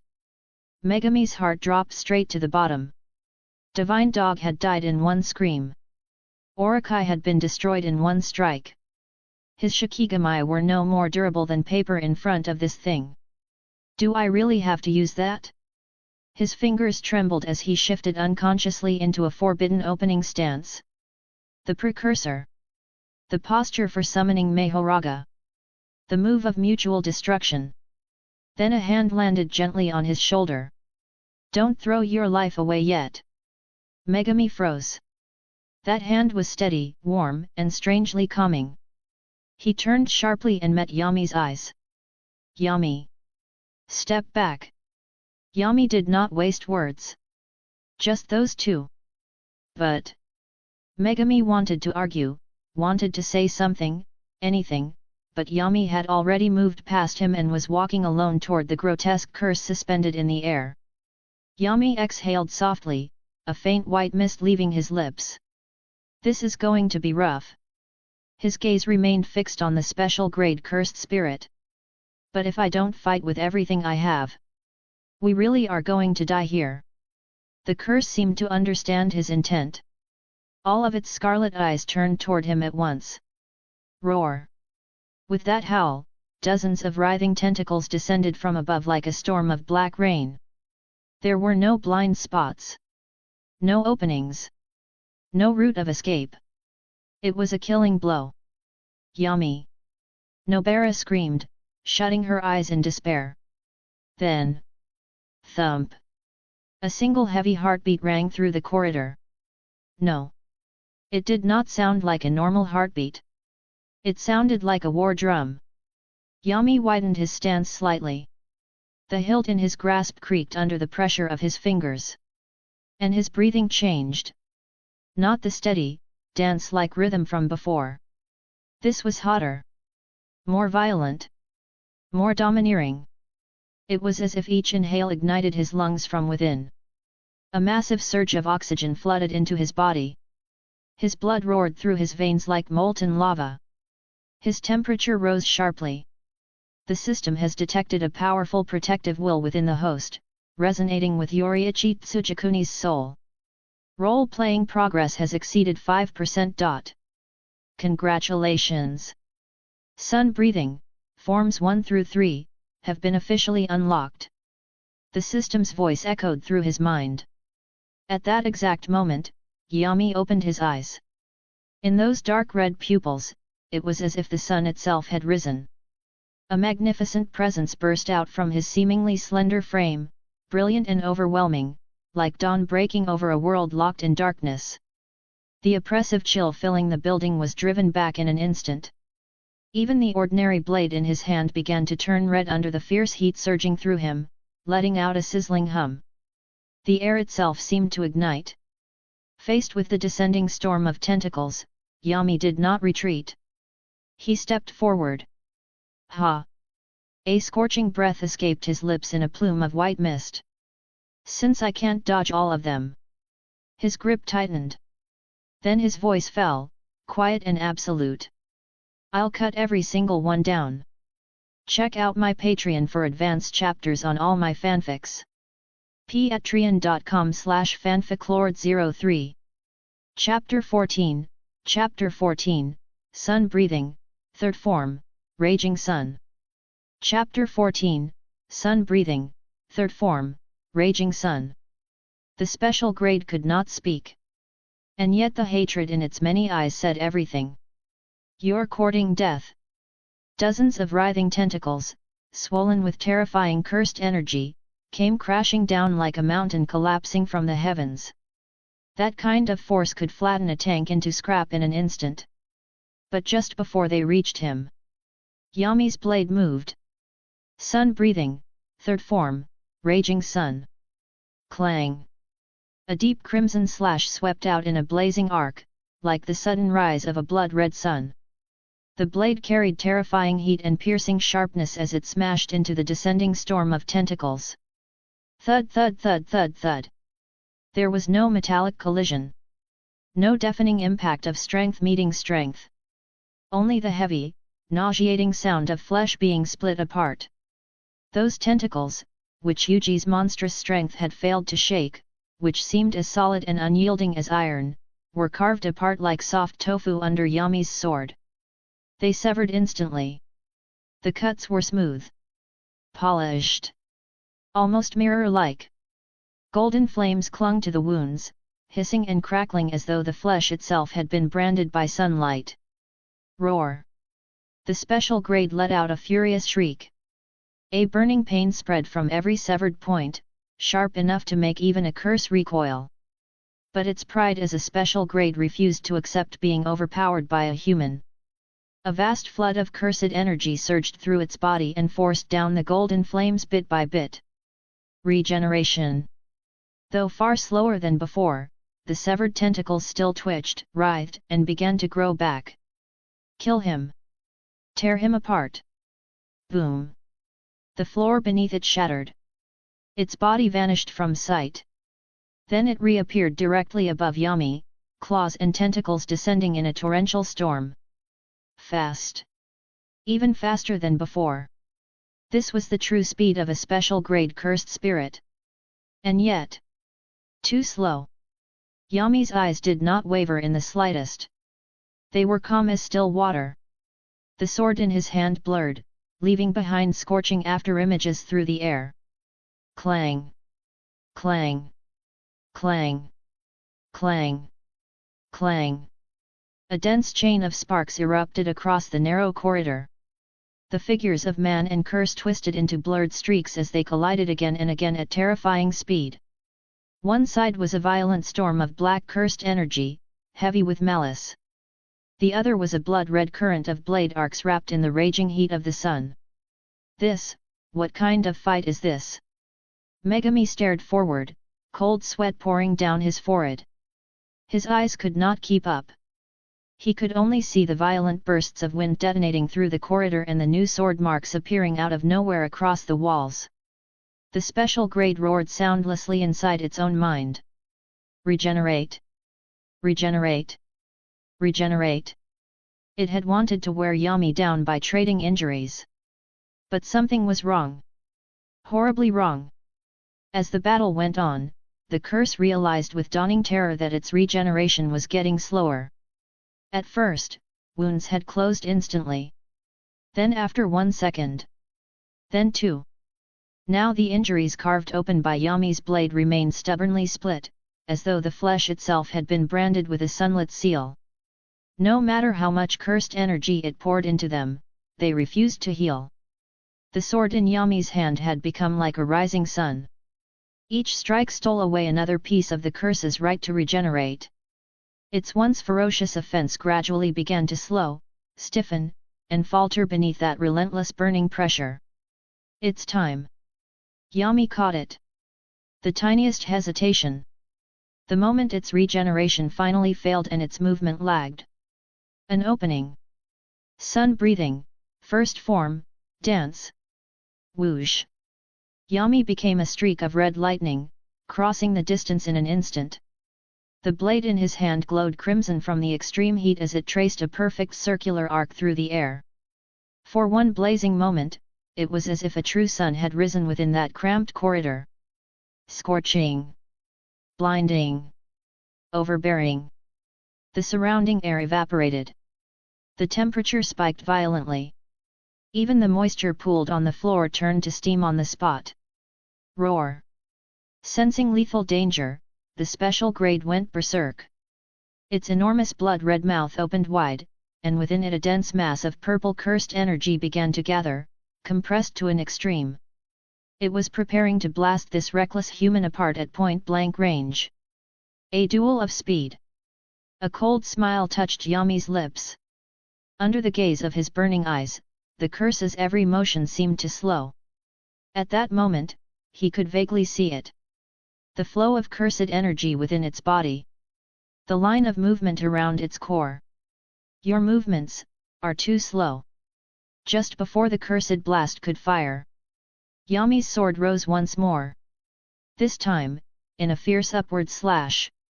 Sun breathing, second form, clear blue sky. Boom! A gigantic tornado of fire exploded upward. It was not merely sword energy. It was the air itself igniting from extreme heat. The flames roared like a dragon ascending to the sky, swallowing half the special grade's body in an instant. The cursed energy cannon it had been charging was cut off halfway and detonated inside its own mouth. Gah! The resulting explosion tore through its head and chest from the inside, mixing with the blazing spiral of Yami's slash. Fire and cursed energy erupted together. The entire upper half of the special grade was engulfed. The corridor shook violently as the blast roared through it, and everyone behind Yami could do nothing but stare at the inferno unfolding before them. Nobara's mouth hung open. Megami forgot to breathe. Even Yuji, still half kneeling among the rubble, stared in blank disbelief. That iron sword! That plain, standard issue blade Yami had brought with him. In his hands, it was more terrifying than any cursed tool they had ever seen. The flames gradually died down. What remained of the special grade twitched weakly on the floor a few times before finally collapsing into ash and scattering into the air. Only one object did not burn. One withered finger lay quietly in the ashes. Sukuna's finger. Yami remained standing where he was, chest rising and falling violently. The blade in his hand had cooled, but spiderweb cracks now spread across its surface from the strain of the heat. Huff! He tried to steady his breathing. But the searing pain in his lungs made his whole body tremble. Pfft! A mouthful of blood burst from his lips and splattered across the ground beneath him. Yami! Hey, are you okay? Megumi and Nobara rushed to him at almost the same time, catching him from either side as his body swayed. Cough, it's nothing. Yami's voice had gone hoarse. He lifted the back of his hand and wiped the blood from his mouth, forcing out a pale smile. I just overdid it a little. That was what he said. Only he knew the truth. Every muscle in his body felt torn apart. His veins and organs felt as though they had been seared from the inside by fire. Forcing his current body to sustain sun breathing over and over again had been a gamble that bordered on suicide. This had not been an overwhelming victory. It had been a desperate, self-destructive win scraped together with his life on the line. Crack! A sharp sound broke the silence. As Yami instinctively leaned on the sword for support, the standard issue blade, already pushed far beyond its limit, finally gave up. It shattered. The iron split into countless fragments that clattered across the floor, leaving only the hilt in Yami's hand. He looked down at it and let out a helpless, bitter laugh. Looks like I'll have to ask Gojo-sensei for a decent sword next time. Ordinary iron could not bear the domination of sun breathing. What are you worrying about your sword for at a time like this? Nobara looked at the scattered fragments, then at Yami's pale face and still bright eyes. Her voice carried lingering shock. Hey, Yami! That fire just now, and that ridiculous slash. Her expression twitched. You're not secretly some battle manga protagonist who got Isekai'd here, are you? Yami was about to laugh it off. Then suddenly, he sensed something. His head snapped upward. High above the ruined building, suspended in the night sky, stood a white-haired man in a black blindfold, looking down at the scene below. Satoru Gojo pulled one corner of the blindfold aside. The 6 eyes beneath shone like a blue galaxy. At the edge of his lips was a wild, delighted smile. Interesting breathing. And that kind of madness. His gaze remained fixed on the boy below, on the lingering gold of the flames reflected in Yami's blood-stained figure. There was something different in his eyes now. No longer simple amusement. No longer mere interest in a strange new toy. It was expectation. Deep, dangerous expectation. So. The darkness those rotten old bastards have worked so hard to preserve. Gojo's smile deepened. Has finally met its natural enemy. His eyes gleamed. At last. We've found it. The key that can burn this corrupt Jujutsu world to ash. Check out my Patreon for advanced chapters on all my fanfics. patreon.com/fanficlord03. Chapter 15, Chapter 15, Mission Settlement and Special Grade Treatment. Chapter 15, Mission Settlement and Special Grade Treatment. Semi-Special Grade Pending. Inside the principal's office at Tokyo Jujutsu High, Masamichi Yaga stared at the mission report in his hand, his brows locked so tightly together it looked like they could trap a fly. Satoru, he said flatly, are you messing around again? Across from him, Satoru Gojo sat with his legs crossed, openly eating kikufuku as if this were none of his concern. Yaga exhaled through his nose and tapped the report. Yes, Yami performed exceptionally this time. Yes, he practically resolved the mutated cursed womb by himself. But according to the final field revision from the curtain observation, that thing had not fully matured. His tone remained stern and measured. At best, it was a semi-special grade on the verge of becoming a true special grade, not a complete one. He placed the report on the desk. Directly classifying a first year as special grade based on that is unprecedented in the history of Jujutsu society. Even Yuta Okotsu, a name few people could say lightly, was only designated special grade because of Rika. Yaga pinched the bridge of his nose and looked at the white-haired troublemaker in front of him. Do you understand what that means? Gojo chewed leisurely, then swallowed. What's the big deal? He waved one hand lazily. You read the investigation report too, didn't you? He leaned back in his chair, smile easy, voice light. Sure, it was only a semi-special grade. But it was still exorcised instantly. And the wound residue was weird in a very fun way. Not only did it completely destroy the curse's regenerative ability, it even purified the remains. Gojo raised a finger and wagged it. That power made even me feel just a tiny bit threatened. His grin widened slightly. He's still green, sure. But his potential is absolutely special grade. Then the playful tone faded. Only slightly. But enough. The blue in his eyes sharpened, and a trace of coldness flickered within it. More importantly, he rested his chin on one hand. Those rotten old fossils have been getting restless lately. If they want to play games, then I'll give them a really big surprise. His smile returned, but this one looked more dangerous. A monster they can't control at all. Yaga fell silent. He understood exactly what Gojo meant. The conservative faction in the higher-ups had always treated uncontrollable power as something to be erased.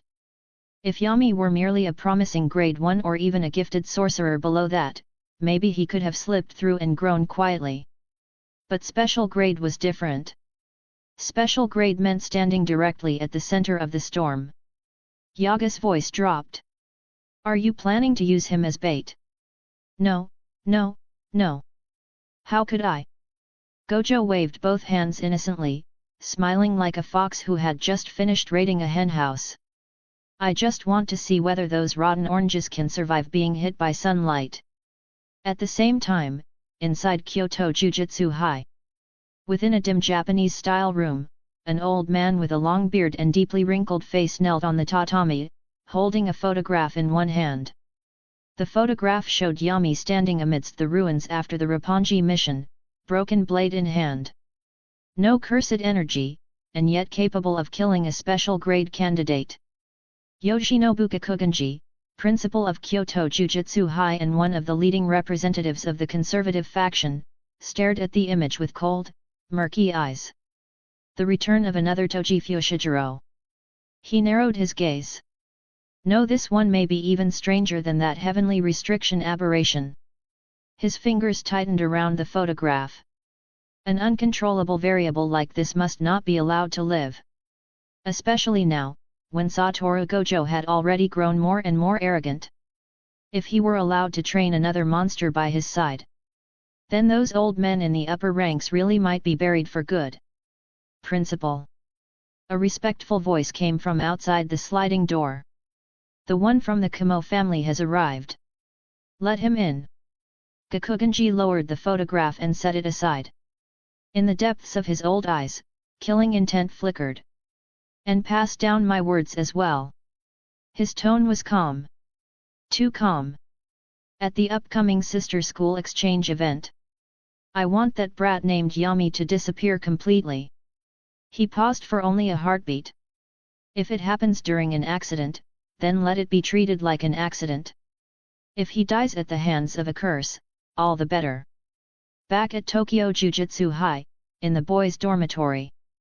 The man at the center of all this hidden malice knew absolutely none of it. At this moment, Yami was doing something far more exhausting. He was sweating profusely. And that was because he was helping Nobara Kujisaki move her luggage. Careful. Put that one down gently.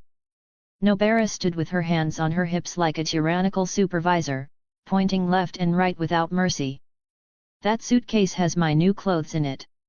And that one's full of skincare. Expensive skincare, okay. Yuji Itadori, panting under the weight of a huge cardboard box, looked ready to collapse. I mean, why are we the ones helping you move? Hey!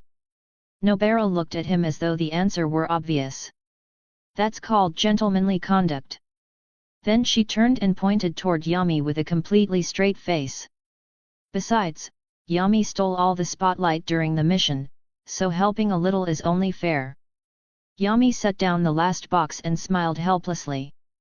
Even with the complaints, it was obvious things had changed between the four of them. After surviving a life and death mission together, the distance that had existed before had all but disappeared. Whatever awkwardness there had been at the start was gone now, burned away in battle. All right. Gojo's voice suddenly came from outside the window. He popped his head in so abruptly that everyone jumped. To celebrate everyone surviving, I'm treating the first years to sushi tonight. Yes. Long live Gojo-sensei. Yuji was the first to explode with joy. Even Megami, usually so composed, showed the faintest trace of anticipation in his eyes. As Yami turned to follow the others, a crisp notification suddenly rang in his mind. Ding! Strong malice toward the host detected. Source: Kyoto. Conservative Upper Echelon. Emergency mission triggered, break the deadlock. Mission description: the higher-ups have prepared a deadly trap and intend to use a special grade curse to kill the target. Please crush the conspiracy, exorcise the special grade curse, and ensure everyone's survival. Mission reward: Yoriichi Tsugikuni role-playing progress plus 5%. Random breathing branch unlocked. Yami's steps paused for the briefest moment. His gaze lowered slightly as the blood-red text faded across the system panel. Malice, hey! The warmth in his eyes cooled. At his waist hung a new blade, its lacquer black scabbard faintly radiating a restrained, scorching aura. Special grade cursed tool, Shiranui. This was the reward Gojo had forcibly wrung from the higher-ups under the excuse of compensation for exorcising a semi-special grade cursed womb. Officially, it was only a temporary use authorization. In practice, it was still a real special grade cursed tool. Yami's fingers brushed lightly over the hilt. A smile slowly rose at the corner of his lips. But this one was different. It did not belong to Yoriichi Tsugikuni's quiet composure. It was sharper. Colder. Dangerously bloodthirsty. Perfect. His voice was soft. I was just wondering what to use as a whetstone for my new sword. He lifted his gaze again. And in that instant, his eyes looked like frozen fire. Then I'll use all of you as the offering. Check out my Patreon for advanced chapters on all my fanfics. patreon.com/fanficlord03. Chapter 16, Chapter 16, Daily Training and Breathing Technique Instruction. Chapter 16, Daily Training and Breathing Technique Instruction. Boom! A deafening blast split the morning air like thunder falling from a clear sky, shattering the calm of Tokyo Jujutsu High's training grounds. Fragments of clay exploded in every direction. Under the stunned gaze of Yuji Itadori, Megami Fushiguro, and Nobara Kujisaki, the hardened clay gourd nearly half a person's height had been blown apart. Yes. Not punched. Not smashed. Not touched with cursed energy. Blown apart. By breath alone. Ha! Yami slowly exhaled a stream of white mist, high-temperature vapor forced out after the air in his lungs had been compressed to the extreme.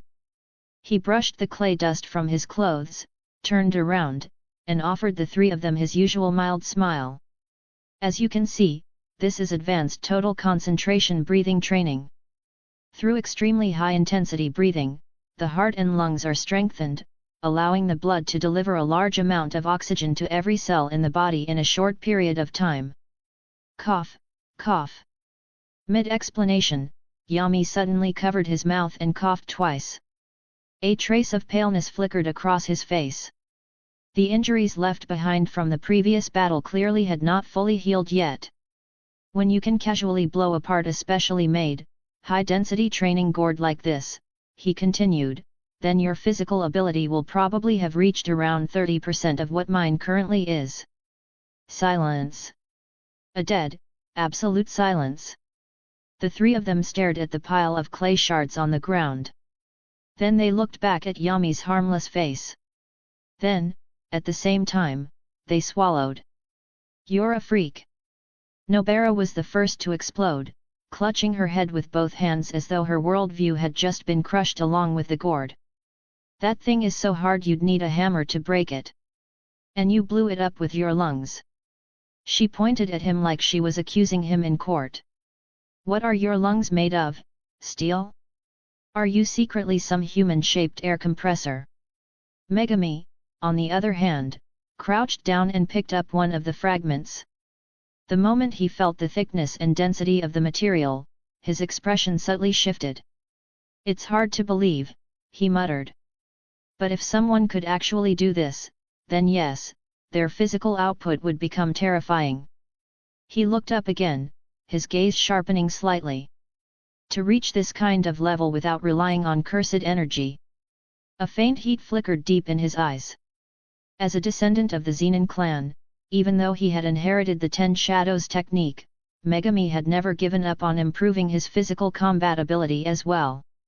Especially after seeing how terrifying pure physical prowess could become in the hands of someone blessed, or cursed, by heaven itself. I'll do it. Let me try first. Only Yuji showed no fear at all. If anything, his eyes were glowing with excitement. This looks awesome. Oh. Yami raised a brow. Then let's start with Itatori. From behind him, he produced 3 more gourds, each noticeably smaller than the first, and handed one to each of them. These are beginner level. About 1/10 the hardness of the one I just used. Keep your breathing in the correct rhythm. Compress the airflow into your abdomen, then release it in one burst. 5 minutes later. Ugh! Yuji's face had turned a deep purplish red. His cheeks bulged out like a pufferfish. Veins stood out on his forehead. His eyes looked as if they were about to pop from his skull. It was obvious he was using every ounce of strength in his body. And yet the gourd in his hands merely trembled a little. Not even a crack. Your rhythm's off. Yami's voice came right on time. Holding a bamboo sword, he lightly tapped Yuji's abdomen. Don't brute force it. Feel the flow of your blood. Picture oxygen as fuel, and your heart as the engine. Feed the fuel into the engine. Let it burn. Whether it was because of Yuji's abnormal constitution as Sukuna's vessel, or simply his own insane talent, the effect of Yami's guidance was immediate. The very next second, Yuji's eyes changed. His breathing, which had been rough and chaotic before, suddenly deepened and stabilized. The disorder condensed into a single flowing rhythm, like a tangled rope being drawn straight. Crack! A small, crisp sound echoed out. A hairline fracture had appeared on the surface of the gourd in Yuji's hands. Oh! Yami's eyebrows lifted slightly, genuine admiration flashing through his eyes. As expected of Itatori. You picked it up fast. Ha, ha, ha. Yuji spat out the air, collapsed backward onto the ground, and panted like a dying dog. Sweat drenched his entire body. Nope. I'm done. I'm seriously done. I feel like I'm gonna cough up my organs. He looked like a complete mess. But even through that misery, he could feel it. That sudden surge of strength just now. It had been rawer, more violent, and far more direct than simply reinforcing himself with cursed energy. Hey, hold on, is this actually real? Seeing Yuji get results so quickly, Nobara immediately got competitive. She grabbed her own gourd and glared at it like it had personally insulted her. How is this idiot getting results before me? No way I'm losing to him. A second later. Gkh cough cough cough. She doubled over after one breath, coughing so hard tears streamed from her eyes. This isn't something humans are supposed to practice. Yami, you devil! Compared to Nobara's explosive frustration, Megami was much calmer. He did not rush to blow into the gourd. Instead, he closed his eyes and carefully adjusted his breathing, trying to merge this foreign breathing method with the natural flow of cursed energy inside his body. Concentrate, regulate the breath. Use it to accelerate cursed energy circulation. The two systems, one physical and one supernatural, began to create a strange resonance inside him. Then Megami's eyes snapped open. He still had not blown apart the gourd. But in that instant, his burst speed doubled compared to his normal movement. I see. His voice dropped lower. So it doesn't just strengthen the body. It can also act like a pump for cursed energy, accelerating activation speed. The look he gave Yami changed completely. What had seemed like a simple breathing method before now looked almost like a divine skill created specifically for close-range sorcerers. If he could master this, his combat ability would leap forward by an entire tier. All right. That's enough for today. Seeing the three of them sprawled across the field like discarded corpses, Yami clapped his hands lightly and announced the end of training. This isn't something you can rush. If you force it too hard, you'll damage your alveoli. Build it step by step. Practice every day. One day, you'll all be able to blow up the biggest one too. Night fell. Inside the boys' dormitory, moonlight spilled quietly through the window. Yami sat alone on the windowsill, polishing his newly acquired special-grade cursed tool. Shiranui. Under the silver moonlight, the jet-black blade reflected a cold, ominous gleam. But if one looked carefully, there seemed to be a dark red current moving through it, like magma flowing beneath obsidian. This sword had a spirit. From the moment he had acquired it earlier that day, Yami had sensed it. The sword was hungry. Clang! He lightly flicked the blade with his finger, and the clear sound it released was sharp enough to resemble a dragon's cry. Within that cry was unmistakable desire. Not for ordinary blood. For the blood of curses. The stronger the curse, the better. The more wicked, the better. So you feel it too. Yami's fingers slowly brushed along the blade, feeling the faint heat transmitted into his palm. His gaze drifted to the dark sky outside the dormitory window. Storm clouds seemed to be gathering somewhere beyond sight. Don't worry, he murmured. A feast is coming soon. The dark red flow inside Shiranui flickered faintly, as though the sword understood his words, then settled back into silence. But the chill radiating from it only grew sharper. Yami slid the blade back into its scabbard. A cold smile curved faintly on his lips. The scent of a special-grade curse. His eyes narrowed toward the darkness beyond the window. I can already smell it. Check out my Patreon for advanced chapters on all my fanfics. patreon.com/fanficlord03. New chapter is coming soon. Write a review.